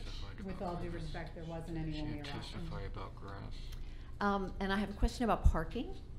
So on the Grand Avenue side, the Grand Avenue parking lot, have you had an opportunity when you're there? Oh, actually, let me go back for a second. So are you always at that location, or are you sometimes at the other location during recess? As I answered before, I go back and forth between the 2 schools. Okay. Okay, so parking. So on the Grand Avenue side, have you noticed that staff members park up against the fence between the property where I am and the church, and not always in the parking slot? I don't think she testified about that, did you?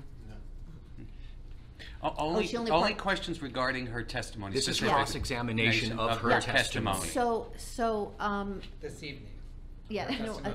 she only testified about the Well, Third she's on Avenue video. parking at the church, not the Grand Avenue parking at the church? Okay, thanks. Anyone else from the public for Ms. McInerney? Can you just verify one more time, my name is Rebecca Shellman, I live across the street, 505 3rd Avenue, that those kids have only been outside 2 times this entire year?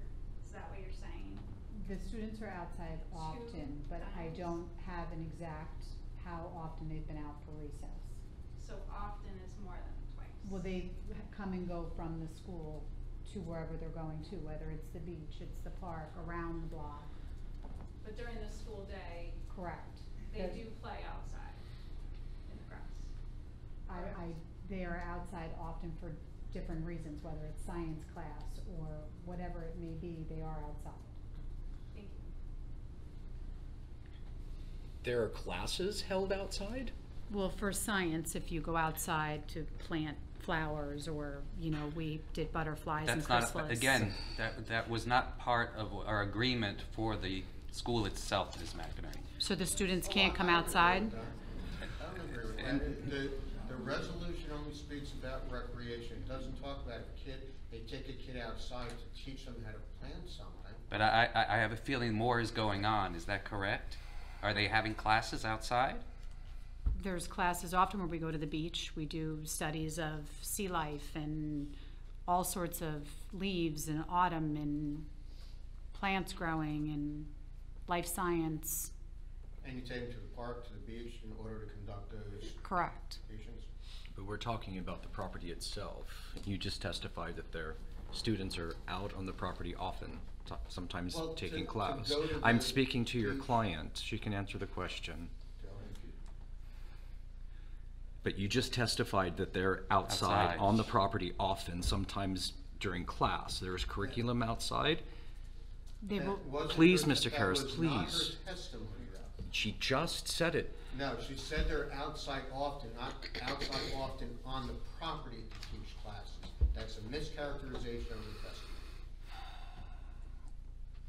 Would you like to answer the question? they do go outside, yes. On the property. They have to be on the property to come and go from the property, yes. Are there conducting classes on the property? Outside? For the entire class period, I would say no. Do they go outside to see the changing of leaves? How long would you say or- that the students would? Truthfully, I'd have to look at lesson plans to give an exact time. I don't want to give a testimony of an exact time that I'm not fully. Estimate for us, please, Ms. McInerney. I Give us an really estimation. can't, I don't know. I couldn't give you an honest answer with all the grades, the exact timing is. So different classes, whether it's the kindergarten class or the first grade, second grade, or third grade, are going out on the property at various times. Is that a characterization, or is that true? Yes, they have to come and go from the property, yes. No, that's not what I'm asking. Are they outside either recreating or attending a class outside? It's the potential that they are, yes. Are you talking about on the property outside? On the or property, yes, on the property. I would say yes. May I? Are we talking Yeah. about compliance with the resolution? We are. Number Why 8. don't we reference the section of the resolution so that we can set a basis for what we're talking about? The only section in the resolution that talks about going outside talks about having recreational time outside. Correct. Doesn't say anything about classes, having a lesson plan, going to and from the park, going to and from the beach. There's nothing in there that prohibits it. So why don't we speak to that issue?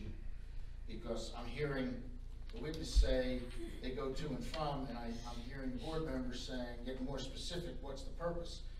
We all understand, I believe, that the children are gonna ingress and egress the property to get to and from the property to go places. That's not what this is about.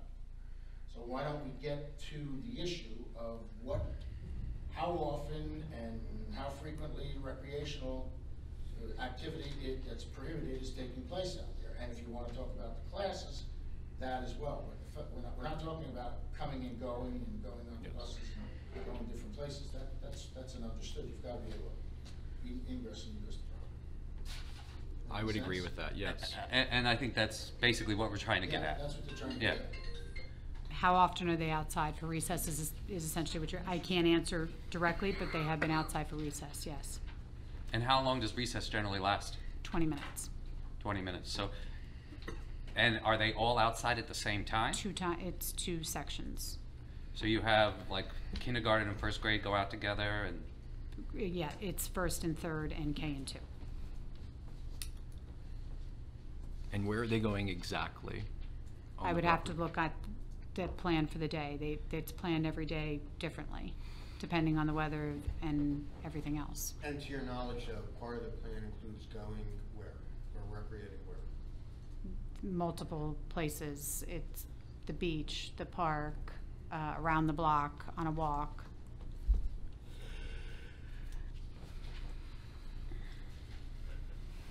okay. Any further questions? Thank you, Ms. McInerney. Any more questions? I'm sorry, Ms. Mack. Any more questions of the witness by members of the public based on this additional? The additional? Anyone? All right, lastly, I just want to call on Mr. Piskel, the issue with regard to Neptune and Asbury Park. Just want to clarify. Further, let's get, I checked the resolution. Fact finding number 8 is what we're talking about, I believe. It says in there, exhibit, let's get to the right page. And this is to your point, Mr. Evelyn. Yeah, on page 7, 8, the applicant has been granted approval as a charter school by the State of New Jersey Department of Education that will operate at the subject property on September 30th, 2016. Further, the conditions or contingencies attached to said approval were satisfied as set forth in a letter from the State of New Jersey dated July 17, 2017, Exhibit A2, and evidence attached to the report hereof, subject to compliance with conditions set forth therein. Last sentence, said letter permits the school to open and function as a public school within the Neptune and Asbury Park school districts. So we get some clarification on that. So, based on that, it doesn't mention outside of Asbury and Neptune. The school can function as a public school within Asbury and Neptune. Doesn't say anything about who the students would be. That's correct. It So says we have to get that. We'll get the testimony.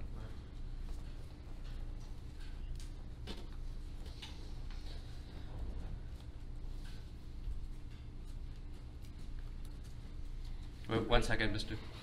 Piskel, you have to get sworn in. Can you raise your right hand? You swear to tell the truth, the whole truth, and nothing but the truth, so help you God? I do. Can you please state your name for the record and spell your last name? Mike Piskel, P like in Peter, I-S-C-A-L. Mr. Please. Piskel, can you please identify your affiliation with the College Achieve Public Charter School? I'm the founder and CEO. There's a question that has come up with regard to the charter and Neptune and Asbury Park, location of the school, students that can be accepted into the school. Can you clarify that? Yes. The law is that you have to, the state with the applicant sets an attending area. So you apply for an attending area, and what you apply for might not be granted. In our case, we applied for Neptune Township and Asbury Park. It was approved. And what that means is that the school must be located within the bounds of those two towns.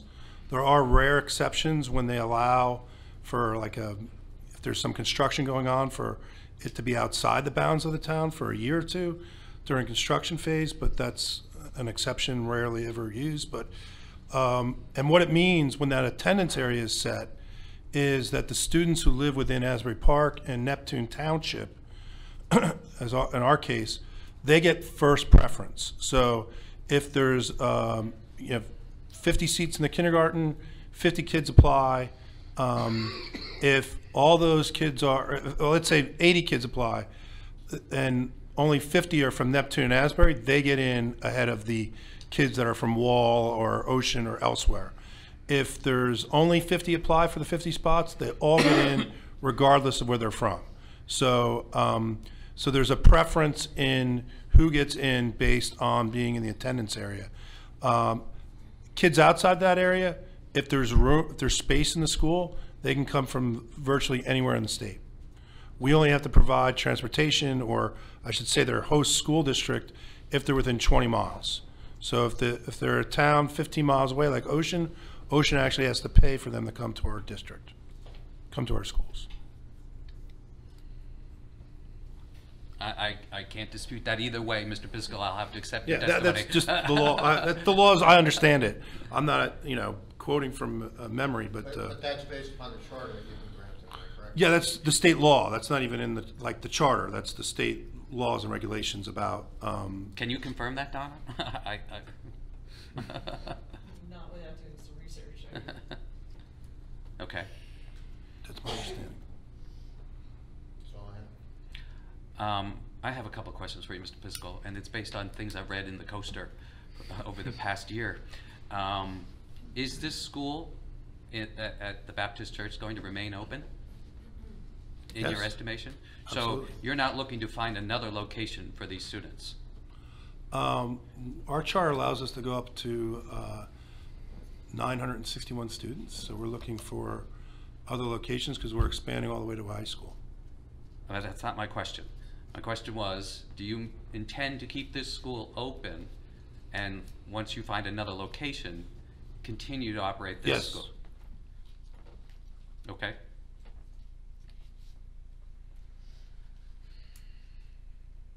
I don't have any other questions for Mr. Piskel. Does anybody else?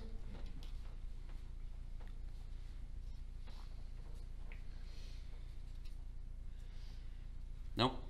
Okay, I'll open it up to the general public for Mr. Piskel. Anyone from the public have any questions Can I for? ask a question about the building? Please go to Yes, the. can I? About the building? No, you cannot. Can I ask about the building? No, you cannot.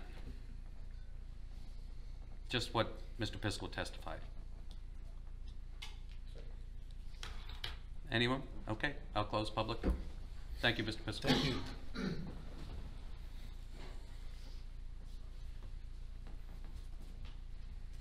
Do you have any other witnesses, Mr. Karras? No, I do not.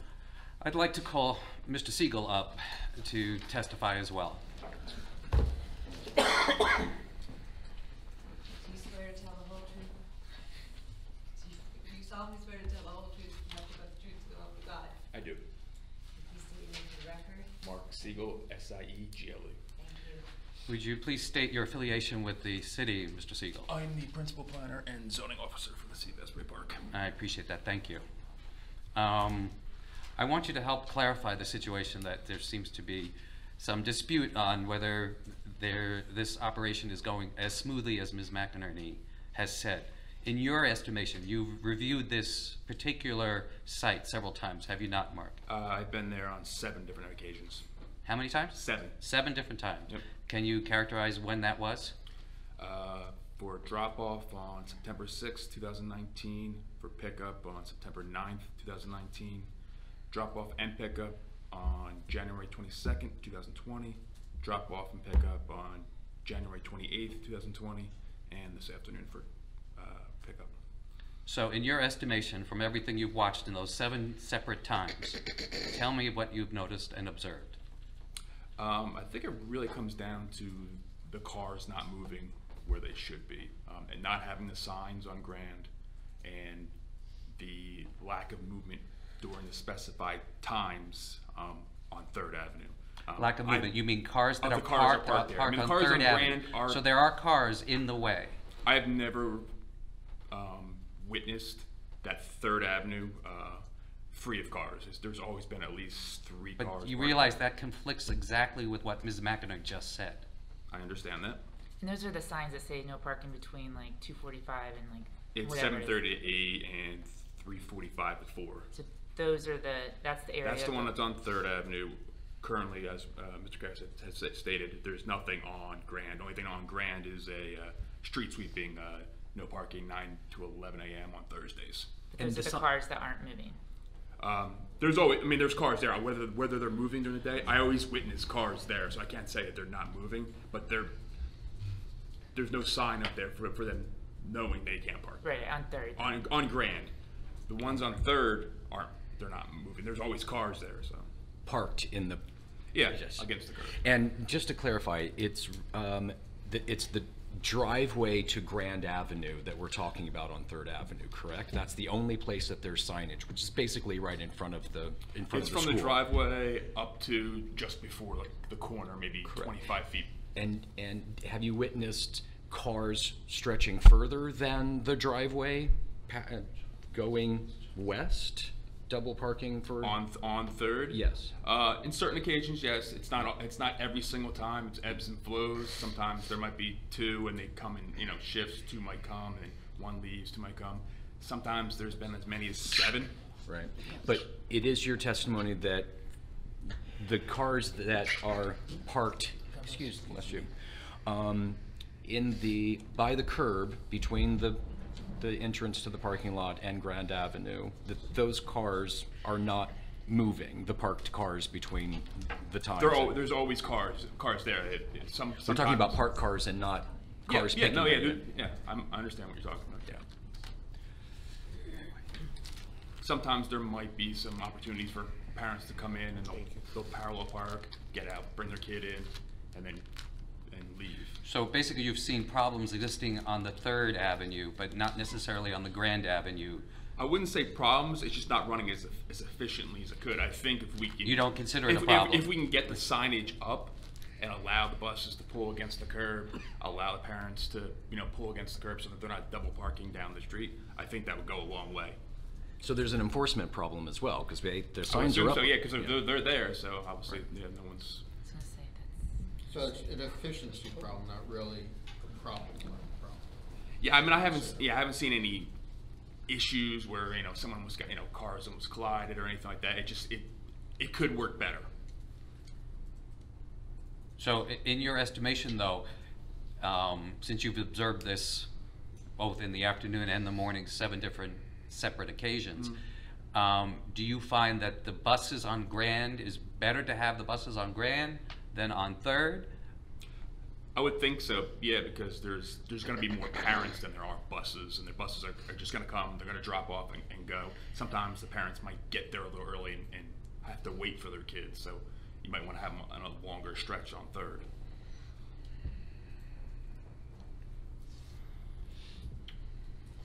Have you observed any safety concerns, or based upon your observations, is it working at least in a safe manner? I haven't witnessed anyone, you know, the kids get off, they don't have to cross the street. I haven't witnessed any kids walking to school, crossing Grand. I haven't seen any kids being put in jeopardy during my observations.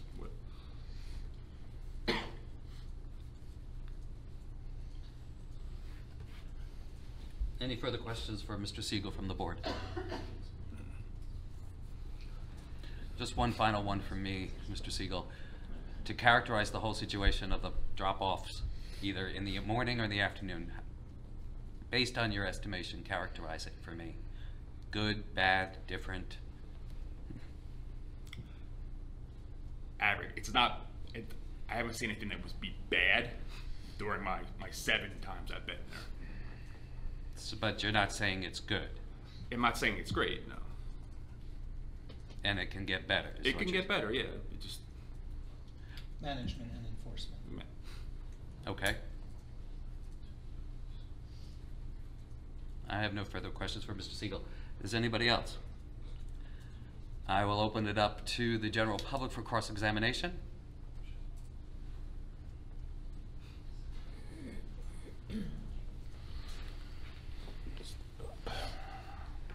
Jamie Nadell, 503 3rd Avenue. Hi, how are you? Good, how are you? So you've had an opportunity as recently as January to view the drop-off. As recently as this afternoon, I Oh, I'm sorry. Yes, as recently for pickup. Correct. This afternoon, and drop-off as well in the last month or so? Correct. On Grand and on 3rd?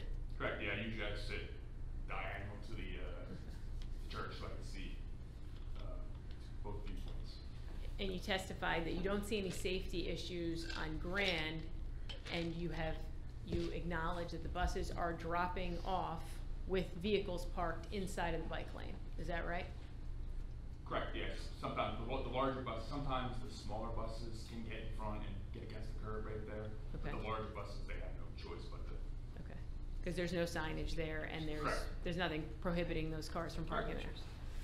And the space that there is signage for on 3rd Avenue, you testified is about 25 feet, you think? It's 25 feet from the corner, and then it goes back to the front of the driveway. Is it fair to say the space that is prohibited between 7:30 and 8 and 3:30 and 4, or whatever it is probably about 7 or 8 car lengths? That's a good approximation. Okay. And you said that you have always seen a vehicle, at least a vehicle?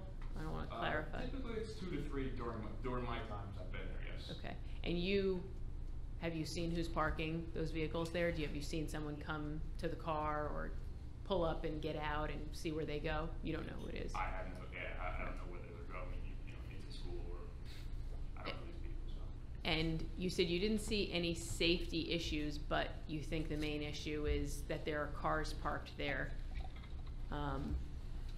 Do you see vehicles only pulling up into that space we're talking about? That's the prohibited, area to drop off kids? Is that the only place you see kids dropped off? Just Typically, they clarifying. drop them off starting at the driveway mouth. Okay. Okay. To your knowledge, is that a location that is recommended or appropriate for drop-off at the driveway? Objection. That wasn't part of his testimony, Ms. Nadell. Okay, I have no further questions.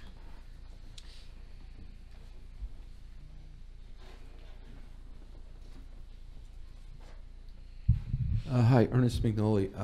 I was here last week for your a few weeks ago for your testimony. It's a little different. I mean, I think last time you seemed to indicate there was a few more problems and perhaps some. It's testifying. Okay. Do you have access? You keep mentioning the problem with signage, et cetera, et cetera. I think you mean where there are not just enforcement of where there are signs.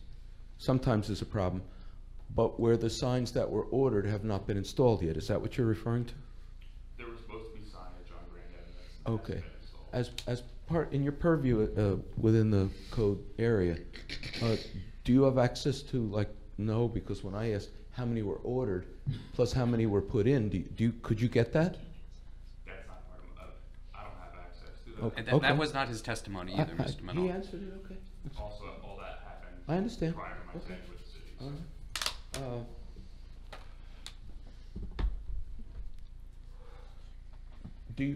You've observed other schools and crossing guards, and you're talking about That's observing. not part You're of his- talking about observing this school, correct? Just this school. Okay. Are there any crossing guards at this school? Objection, that's beyond the scope of this testimony. What? Agreed. Don't. Okay.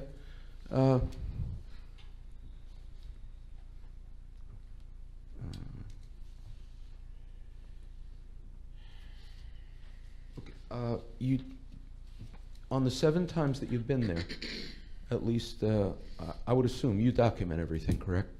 Sometimes I take pictures. Sometimes Okay, and they're all time dated, and you keep a file, et cetera, et cetera. I believe you asked me this question. at the last Right, time. so you're pretty methodical about it, okay? All right, thank you.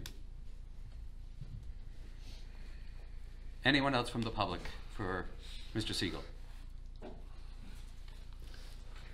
All right, I'll close public session. Cross-examination. Thank you, Mr. Siegel.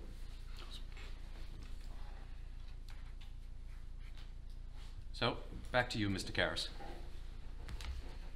Well, we've gone through all the conditions.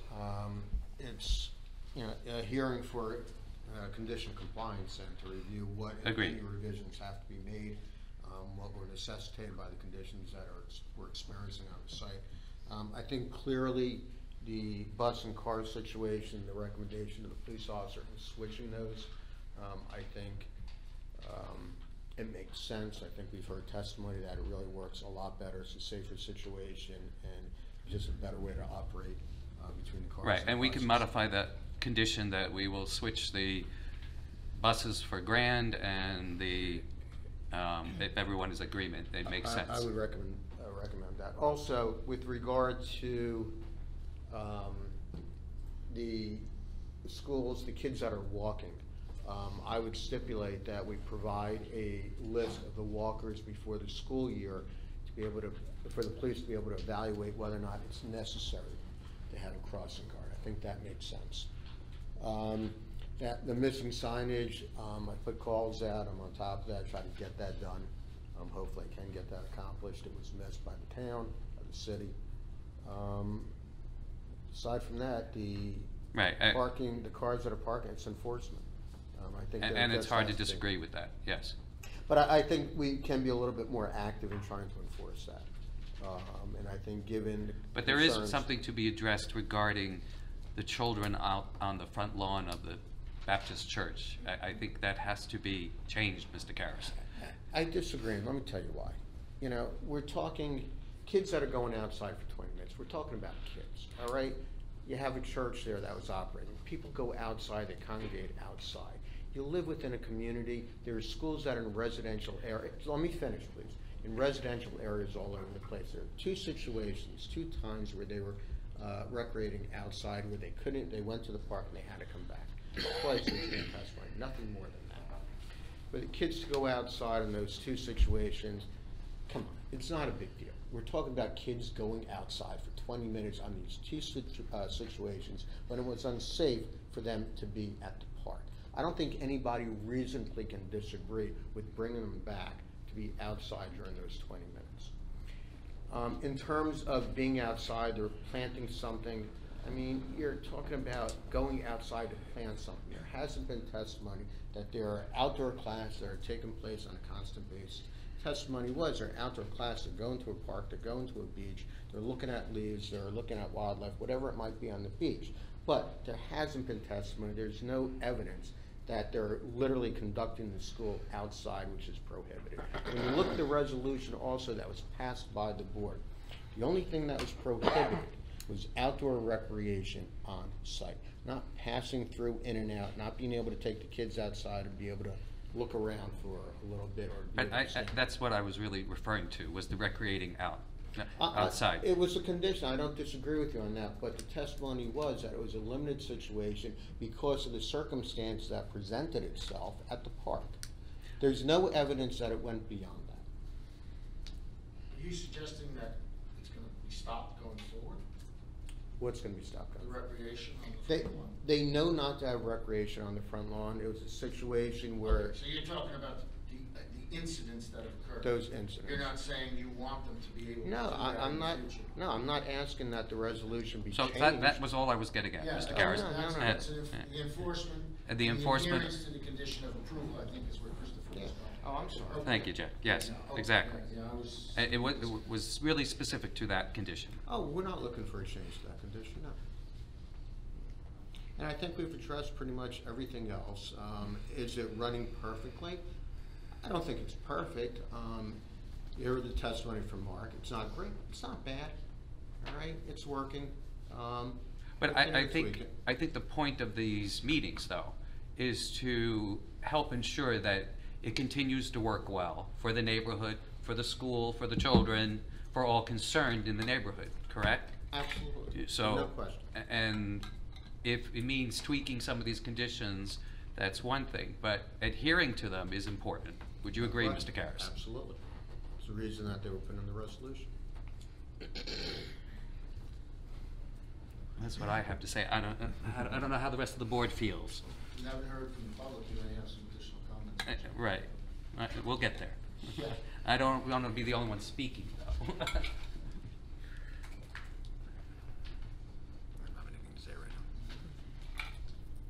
All right. We'll move it to public comment. Let me just set this up. Yes, they have 3 minutes. So the public has 4 minutes to speak and to provide a comment regarding the conditions of this resolution. My name is Taretha Jones. Just 1 moment. Yeah, you have testimony.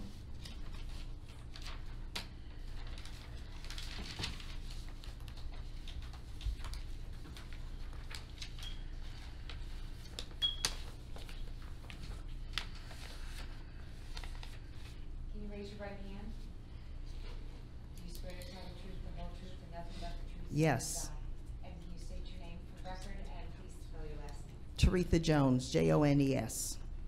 Jones, may we have your address, please? 20 Hill Drive, Neptune. Thank you.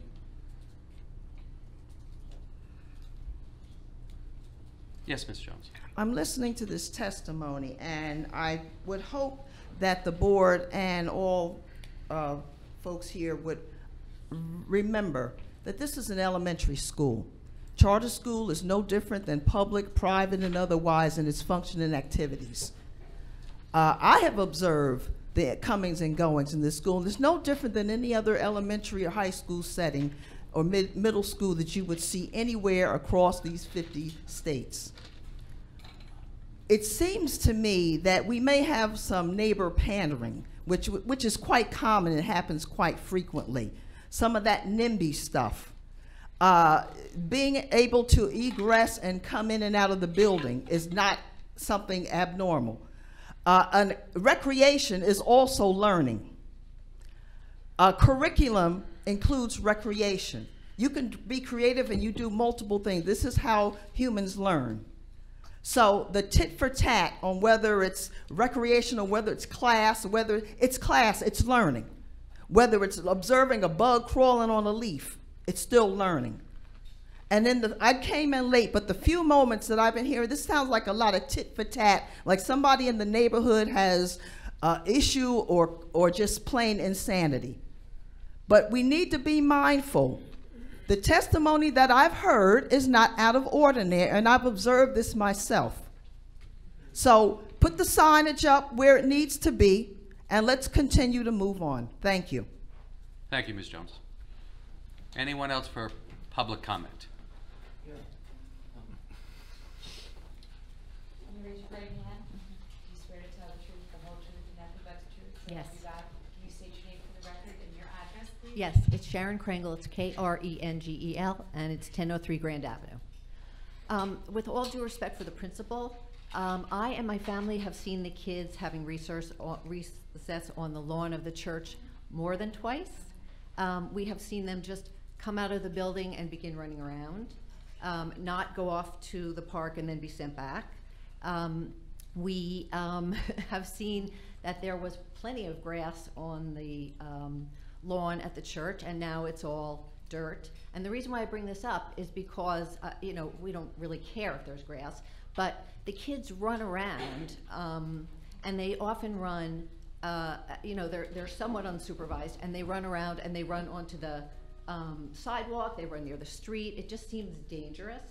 So, in addition to not following the resolution. So I just wanted to make that clear. I know I testified about that last time, but I did want to make that clear.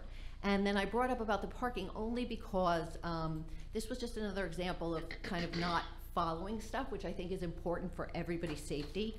So some staff members, you know, I don't know what sort of staff members they are or whatever, they park at the fence between the two properties. They don't park in the which are not marked spots. They don't park in the marked spots on the Grand Avenue side, in that parking lot.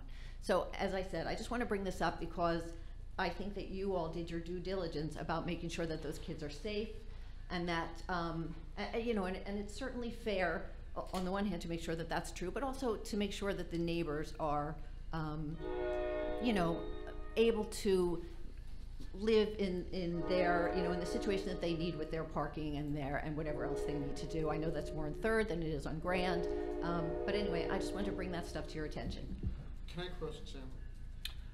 Public comment? I don't. Yeah, as a witness, you can. Thank you. When you made the observation of kids running around on the front lawn, where were you when you made that observation? So I was actually at a desk at a window on Grand Avenue. Okay, first floor? Second floor. And am I correct, there was a fence that was installed between your property and the school property? Correct. Am I correct? And it's Yes. a 6-foot fence? I don't know that, but yeah. And there are tall trees that extend up above that fence, am I correct? No, there aren't any trees. There Well, are- the trees are gone and there's just the fence now. Okay, but there are bushes that remained on your side now? Yeah, they're, you know, like yay high. Oh, weren't those tall bushes that extend up over the 6-foot fence now? No, nope, Okay, and you don't live in this house full-time, am I correct? I do not. Okay, and where do you live? I live in Highland Park. And you work where? I work in Newark. And you work full-time? I work full-time. Okay, so all during the course of the year, you work full-time?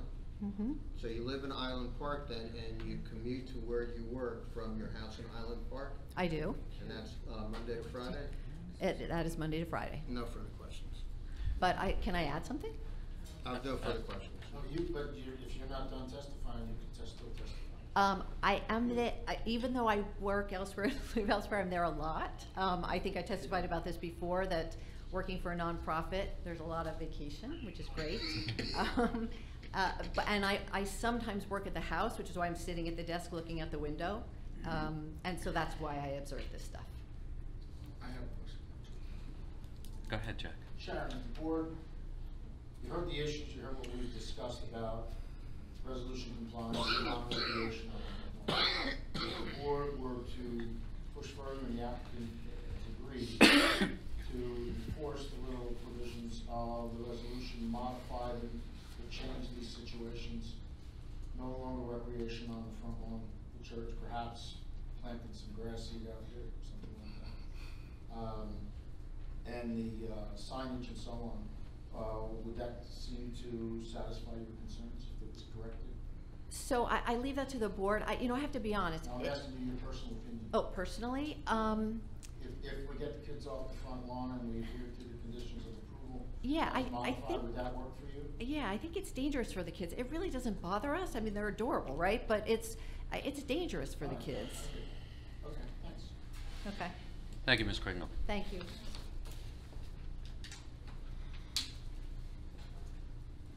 you raise your right hand? Yes. Do you swear to tell the truth, the whole truth, and nothing but the truth, so help you God? I do. Can you state your name and spell your last name and your address? Yes, Jamie Nadell, Nadell, 503 3rd Avenue. So I have lived directly across the street from the school for now 2.5 years. So I moved here, there was no charter school came, signs went up on 3rd Avenue. Based on your resolution that was passed and thoughtfully tailored to the needs of this situation in 2018. I can tell you that nothing was done from the police perspective, nothing was done in terms of any drop-off plan last year, and everybody parked on 3rd Avenue. With the signs there, we parked on the south side of the street. Nothing changed. Nothing was done in compliance whatsoever with this. All of a sudden, September of this year, without notice to the neighbors, the police made the change, they testified, completely changed how drop-off was going to occur and began ticketing all the people who live in this town and park on that street and take their kids to daycare and go to work and go to school, just started ticketing us every day with no conversation. And the officer said he didn't tell anybody that he had made this change. It's not being complied with. You have signs on one street and not on the other. You're having changes made by a police officer that aren't being communicated to anyone. And if I was here, if I had notice of the resolution the first time, I would have said that, first of all, if there were supposed to be buses contemplated on 3rd and now there's cars, you need to modify the plan then. You need to know that and you need to change it because you have an entire side of a street that is, for all intents and purposes, a parking ban, because unless you're getting up and moving your car by 7:30 in the morning, if you're a resident on 3rd Avenue, you can't park there. So the entire side of the street, we're all squished on one side, driving around, looking for spots other places. It's not what was testified to. I'm there every day for drop-off because I'm home with my kid and I'm getting ready for school and work. For maybe the first week of school after they started ticketing people, there were cones up and 2 staff members, and they were directing a very slow drip of cars. It did not necessitate an entire street of cars, and then all of a sudden, poof, they were gone. They are not there in the morning. People, as the officer testified, pull up into the driveway where staff parks. They pull up any old place, they let kids out. There are no staff members. I see it every day. And there were people from 3rd Avenue who were here last time, and I assume they just have other things to do tonight, unfortunately. One of my neighbors had to leave because her son is falling asleep.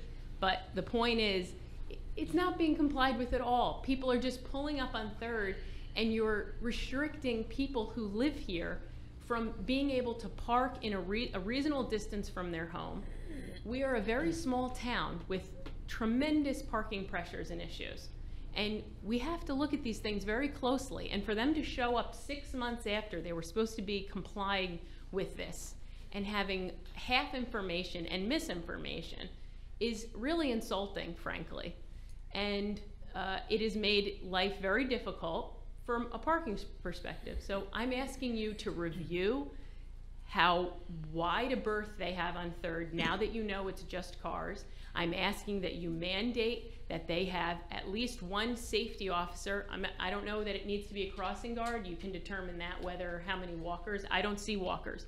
I just see cars every few minutes pulling up wherever they want, dropping people off wherever they want. And the last thing I will say is I have watched people park. I don't know their names. I don't know who they are.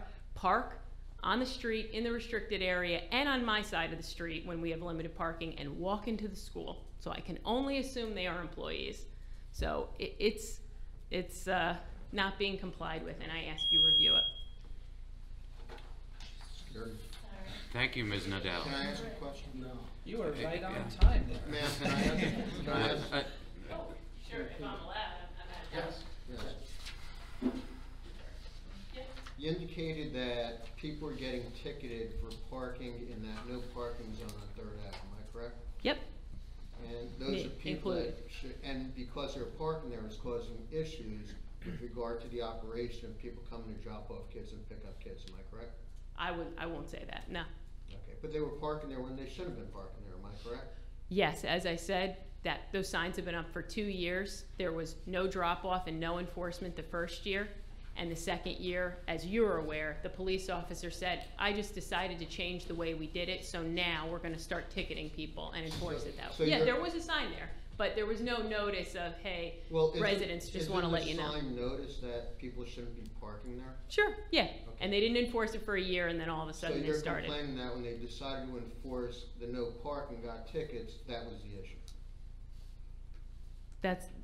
Is that the only thing I'm No, I'm complaining just about? asking, one of your issues is that people were parking where they shouldn't be parking, they were getting tickets.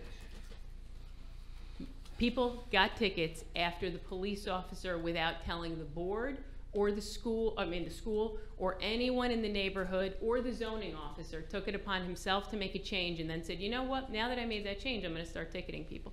Yeah, you're correct. There was a sign there. You're correct. They didn't enforce it for a year. I don't think we should have things up around this city restricting parking if we're not really restricting parking. Irrespective of whether or not the cars are on Third or the cars are on Grand, people weren't supposed to park in that location where the signage was, am I correct?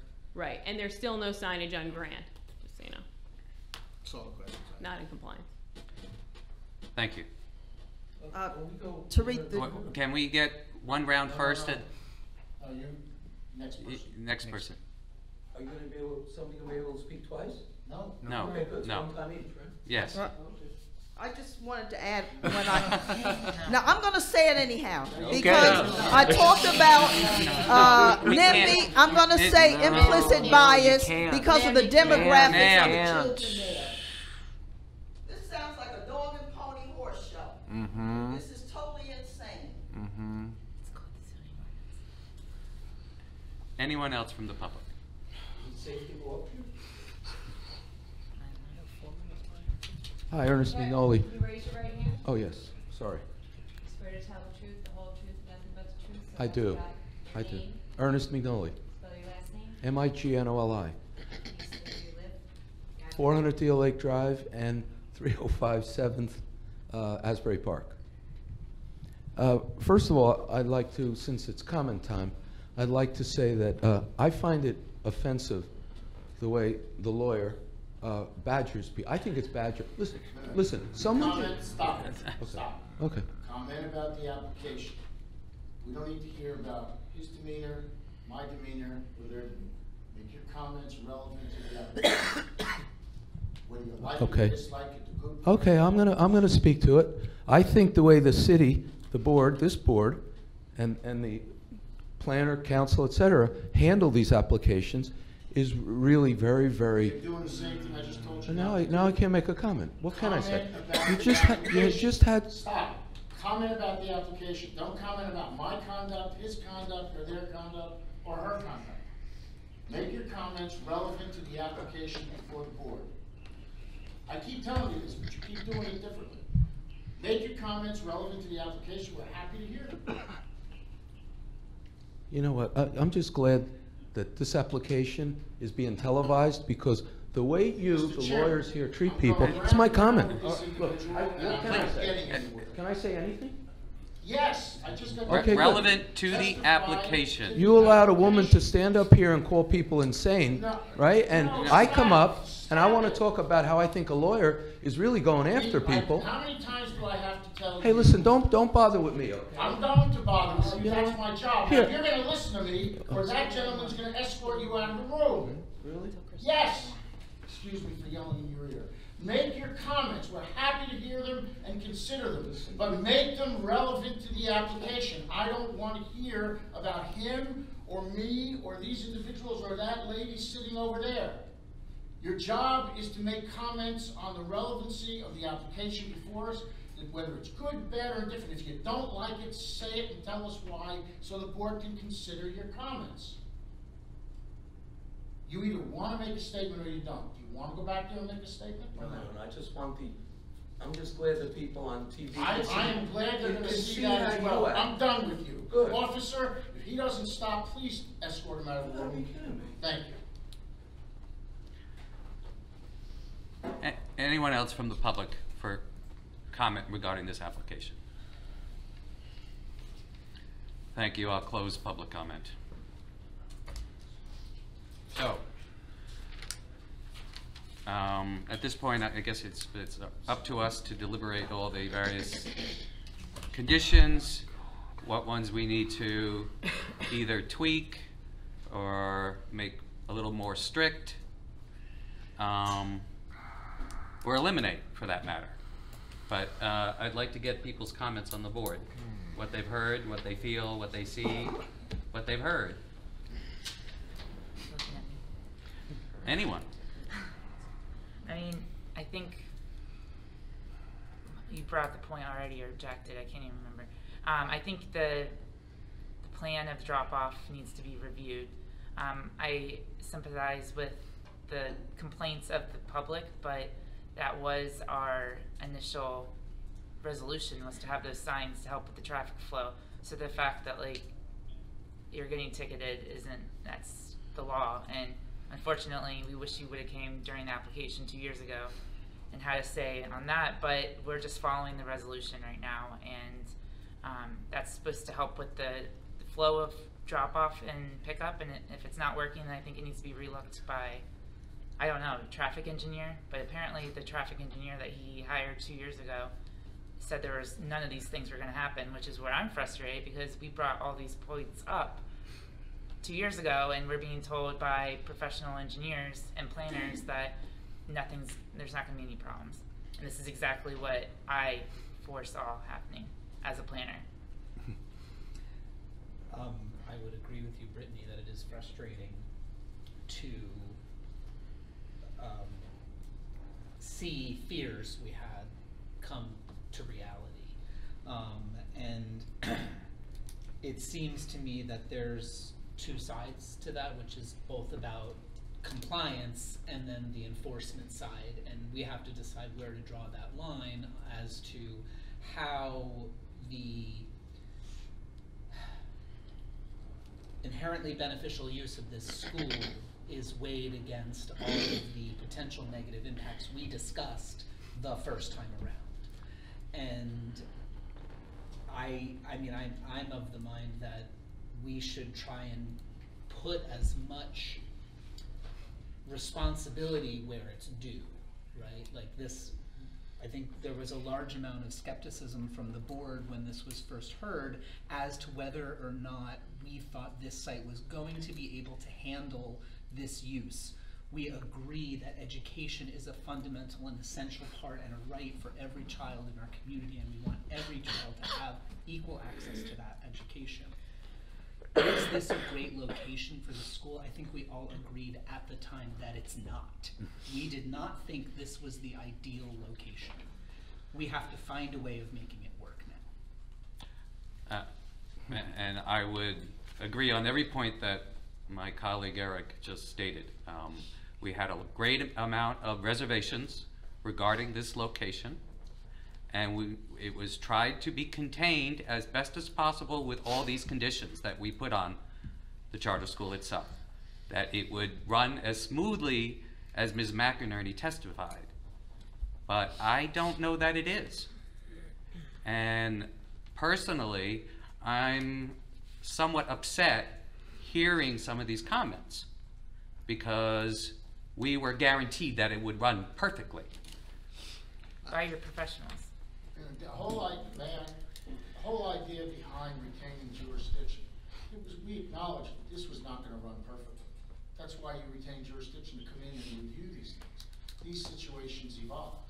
Our responsibility is to work with the applicant and the neighbors to come up with solutions that will remedy these. And I think we're getting to that point, though, yeah. Mr. Circus, and we appreciate that. Yeah. But I think it needs to be stated, though, by the board that we're somewhat unhappy. I disagree. You know, when you, even Mark, when he testified, it's not bad, all right? It's not a huge problem. Is it running perfectly? No, I'm not gonna say it is. But it's a school, it's not as though it's taken that normal amount of time to drop off the kids and pick them up. Police officer testified, he thought there was a better way to do it, and it's working better by switching the cars. You could and make the your buses. final comments in a minute, Mr. Karras. I appreciate that. I just want to hear from the rest of the board at this point. Still can't speak, right? No, unfortunately. No. You know what I'm gonna say? Never mind, forget it. I got a supervisor certificate in education, and I'm sitting up here listening to this stuff. You voted against the I application, know. so you can't participate. And that's why I did. I'd have to agree with my colleagues here. Look, we all know this is not a perfect situation. It's up to everyone in this room to try and make it as perfect as possible. Clearly, we need to get the signage taken care of ASAP. Management, enforcement. I do believe there could be better management and enforcement from the school, and we can hopefully get to a better place with this. I pass by this property often. As everyone knows, I live on 3rd Avenue. I work at the boardwalk. I'm up and down 3rd Avenue all the time. I live in front of a school. I will say, as many times as I pass this school, it is somewhat orderly. It is not perfect. I do see cars parked on 3rd Avenue in the place where it says no parking. I see up to a dozen cars, I assume are parents, double parked that entire block. I do see the school buses. I have not seen an unsafe situation, and that's the truth. I've seen far more unsafe situations in front of the Bradley School where I live. Could we be doing better? Absolutely. So what is the possible remedy for let's first deal with residents, people who feel impacted by the situation. Is there a remedy for them to receive resident permits for the opposite side? I don't know, that's within our Right, jurisdiction. no, that's a whole question, That's beyond our jurisdiction, right? We're talking zoning here, No, I Eric. understand. So, So I'm trying to figure out where do we but we begin can't to- guarantee that situation. That's why I'm asking. But, what is the responsibility to first, ameliorate the situation for the neighbors? To me, I think we need a review overall of the process by Officer Rang again. I think that is imperative that we get that review and that we have him provide that to the board. He needs to take a look at this situation and give us his best recommendations for everything, for 3rd Avenue, for the drop-off of the buses on Grand, all of it. I don't think we can proceed any further with changing those particular setup unless we understand that it's going as well as he thought it would by changing it. I'd like to add that I think it was the resident Janine who said that perhaps looking at 3rd Avenue and the length that's allowed for the buses that are no longer being utilized, I'd like that to be looked at. But then you have testimony of a dozen cars. Russell just mentioned, so how are we gonna shorten it when you have the cars that are going I'm to the not driveway? saying shorten it. I'm just saying I'd like that looked at to see what's the length allowed for the buses that were supposed to be there that are now not there. They're on Grand. Right, that was a major change, correct? I agree, it was. So now a large section of 3rd Avenue is closed off to the residents when they're just a car pulling up, right? As opposed to, so that is a big change. But keep in mind, the area that we were talking about on 3rd Ave, I don't think it's that much different than the area on Grand between where the buses and the cars originally were supposed to go. By switching it, you're basically talking about the same length of area, but you're only talking about the driveway to around 25 feet before the corner on 3rd, where now the cars are, and then on the corresponding Grand Avenue, you're talking about the same distance. And it very well might be, but let's have the officer make that. And I think it needs to be reviewed. And before we actually make the changes to those conditions regarding the Grand and 3rd Avenue, yes, Mr. Serpico. Do you want the officer to do I think we need a planner or a Yeah. transportation planner of the city that's not biased. Traffic engineer testify. Oh, that's true. Yeah, but he said there were no issues, and clearly there are. I don't know if I. Well, he was the one that recommended. That was based on his initial recommendation. Remember, we gotta keep this in perspective.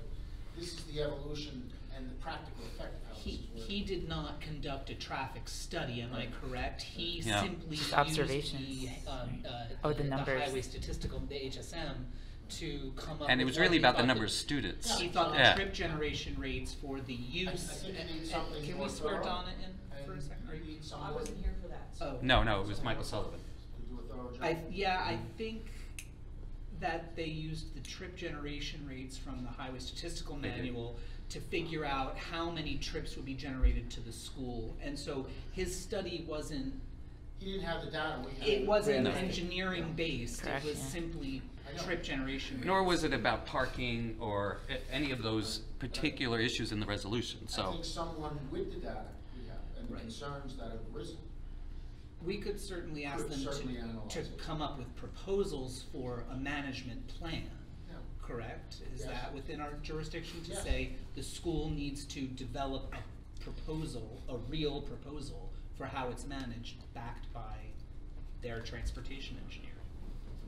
That goes beyond simple trip generation rates, knowing what we know about. And it would be observing. Yeah, using. Can I make a suggestion before we get way overboard with this? Why don't we have Officer Rangel go out there, let him, he has the experience, he knows what he's doing, let him make his observations. All right, let's get that signage up that was never installed by the city. There has to be better enforcement, obviously, of people not parking there. It's a hindrance to obviously the operations. Let's get that in place. Let's see where we are with that in place, with Officer Rangel doing his study, coming back and providing some testimony, before we start going way overboard with traffic studies and everything else. We have to get the signage in first to have a place to Why don't we take the start. simple issues? I mean, we No, yes. we have to Let's talk about the simple we have to issues we have to get the that we know signage we managed. take care of, if I may, okay? Uh, Obviously, it's a given that we have to have that annual list of walkers. Oh, in order to absolutely, assess sure. the person. And since it wasn't done in the fall, can we get that, is that information relatively easily obtained? Oh, we'll provide it. All right, so we can take care of that right away, okay? The signage, obviously, pursue the signage, let's get those signs in, and let's get that out of the way. The recreation condition, that's ongoing, that hasn't been changed. The applicant's counsel said that they would adhere to that condition, so we need to have that fixed right away. Okay, so there's 3. Now, you've gotta deal with, the parking and the Grand Avenue issue. So at least we know those 2 or 3, so let's get down to these. How do you wanna handle it? I mean, I feel as though, we know there's a problem, so I'm not certain that putting up the signs is gonna alleviate the entire problem. But, it's up to the board to decide whether or not we want the school to take a more proactive, have a management plan. Like, it's a thing, it's a document that says, this is how we manage this. And it could be, and they're professional. I mean, I don't believe that they've entered anything into evidence that is essentially amounts to a management plan, have they? Correct. Okay, so let's get a management plan. It doesn't require an official, but an official documentation of what you do to manage this issue. Add to that? Yeah, please do. So, Andy, you heard the concern of the board, characterized it correctly? No, I think, I like that. Yeah, and your clients have heard the concerns of the neighbors. There's obviously problems there. Your clients are there every day. Can they, in their expertise, can they let them develop a plan that will stop the bottleneck, move the cars along on Third so that we can address the concerns of the residents? And then the safety of the do children. the same thing over on Grand. No, I think we agree though, and the testimony has been, there has been no issue with regard to the safety. That's Correct. And I I would just like wanna to- make sure that paramount in all of this is. And I'd like to put a time frame on that, Jack. Yeah, put a time frame I'd on like it. to Tell them say when you that want it must be completed within the next 6 weeks? Sure. Yeah, Is I that, would is say that? 30 days. Yeah. 30 days, okay. I was just being a little bit more liberal. No, I think like 30 days is enough time to put together. 6 weeks is a lot easier. I have a question too. Yes. In regards to employee parking, is there designated employee parking? And Basically, are the they? applicant represented they had one more space than is required under the ordinance, and they said that their employees are less than that space requirement, and that Are it they was the re- intent that the employees would park in the on-site parking. Both of you are under oath, isn't that characterization correct? Correct. Okay. But So, yes, I've the heard- answer is they're supposed to be parking in the lot, not out on the street. Okay, but I've heard testimony that people are parking. Well, we don't know, Right. they're assuming that it's Okay. employees. Right. We don't know that. Okay. In That's this part of the management plan. This management plan is a document that. We want something yes. that will prove to us that there's real good effort being made to keep the employees on site. And in that time frame, in developing that management plan, I would like charter school to reappear before the board. Absolutely, they gotta come back with it. Yeah, once the management plan, let's get Officer Rangel out there. Let's get all this done, and then we'll come back and we'll evaluate it. Right. Now, we're gonna have to notify the neighbors as well, okay? I don't wanna see you spend a lot of money on notices, so we gotta come up with a solution to. Well, why don't we put a set date on the date calendar certain now? tonight, Exactly. And then Sharon, I'm sorry? Jamie will know, so that they'll come back that evening, especially since we're getting close to the spring, I'm sure Sharon wants to be down the shore. So, we can get it back in and we'll What dates do we have? roll up our sleeves and get this thing done. 2 months?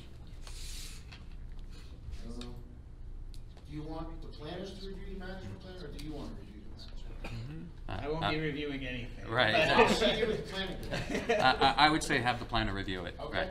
submit it to planners and the board, and we'll take a crack at it. Yeah, I mean, I think that Yeah. maybe while we're here, we should just sort of set some parameters. You know, we're looking for bus and car movements, employee parking, and any sort of signage and temporary traffic devices. that And would the be width used. of those particular requirements for each, the Third Avenue and Grand Avenue. Yeah, cones, like Right. like any information that tells us how it's being managed, as well as Say time. that again? The width? The widths, how wide these spaces need to be for parking, no parking. And time frames. Like, this will be done between these hours and this will be between these hours. And then any stipulations such that we were not aware of when children are returned to the school need to be in that as well. So sort of special situations so that your neighbors are aware that it's not a Swiss watch. It's, more like a Rube Goldberg machine. I wouldn't go that far. So, So if I may, April 14th will be 7 weeks from today. okay. I can't do April 14th. What's the next year? The next available is April 28th. All right, so I'll make a motion to carry the charter school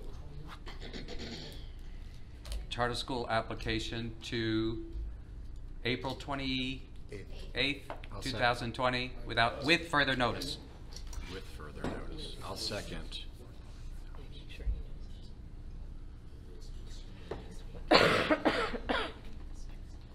We can't do the 28th. Not the 28th.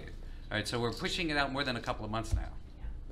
We make it sooner rather than later. What's before Yeah. the 14th? Well, 14th, I'm not gonna be No, around. this side of the 14th. Yeah. So, our other option is March 24th, and we already have 3 vacations on that date. That's gonna be kind of And tough. that's only 3 weeks from today. Right, so, It's 4 weeks from today. so we're pushing it to May? May 12th. Is everyone in agreement with May 12th?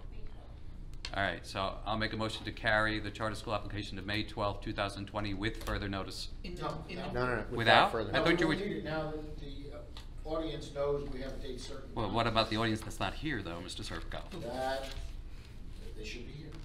before we take a motion, though, I have one last question, if you don't mind. How are we dealing with anything that they could be doing? Well, we're gonna, that Okay. has to, yeah, we'll talk about that. The things that are expected to be done in the interim right away. Yes. Yes, I mean, we can get that, you know, out, for example, the adherence to the non-recreation on the lawn. Application for these signs that we can follow through. That list of walkers, even if it's none, We'll get there's that. something in writing. I don't know anything about the grass on the lawn, if you can discuss that, that's up to you. And then the others, but I would also suggest that that report or management plan, a copy be supplied to the officer as well. I agree, So that yes. he understand, so that we get his input on it. Sure, that makes sense. Since he's part of the management as well. Jane, do you mind telling me more about the meeting? Yes, I'll tell Rebecca. Yeah, we'll be posted. They're Yes, always they're posted, the posted. agendas are posted on the website at a minimum of. Well, he said, oh, they should have been here, that's why I'm making my statement. Yeah, that's fine. So, it's always posted. notices. So did we get a second? I'll second. Are we setting those conditions though, as part of the? Yeah. We want. Well, there are existing conditions. There are existing conditions, except for this Except list the that we walkers. discussed, that's new. And the other two that we discussed are part of the conditions that are not being modified, by this action. I have a motion by Christopher Appleby, seconded by Brittany Ashman. Motion carries. So, all in favor? Aye. Any opposed? One recused. One recused. Correct. Stand More punishment. Motion carried to May 12th without further notice. And I'll make a motion to adjourn the meeting. Second. Second. All in favor? Aye. Aye.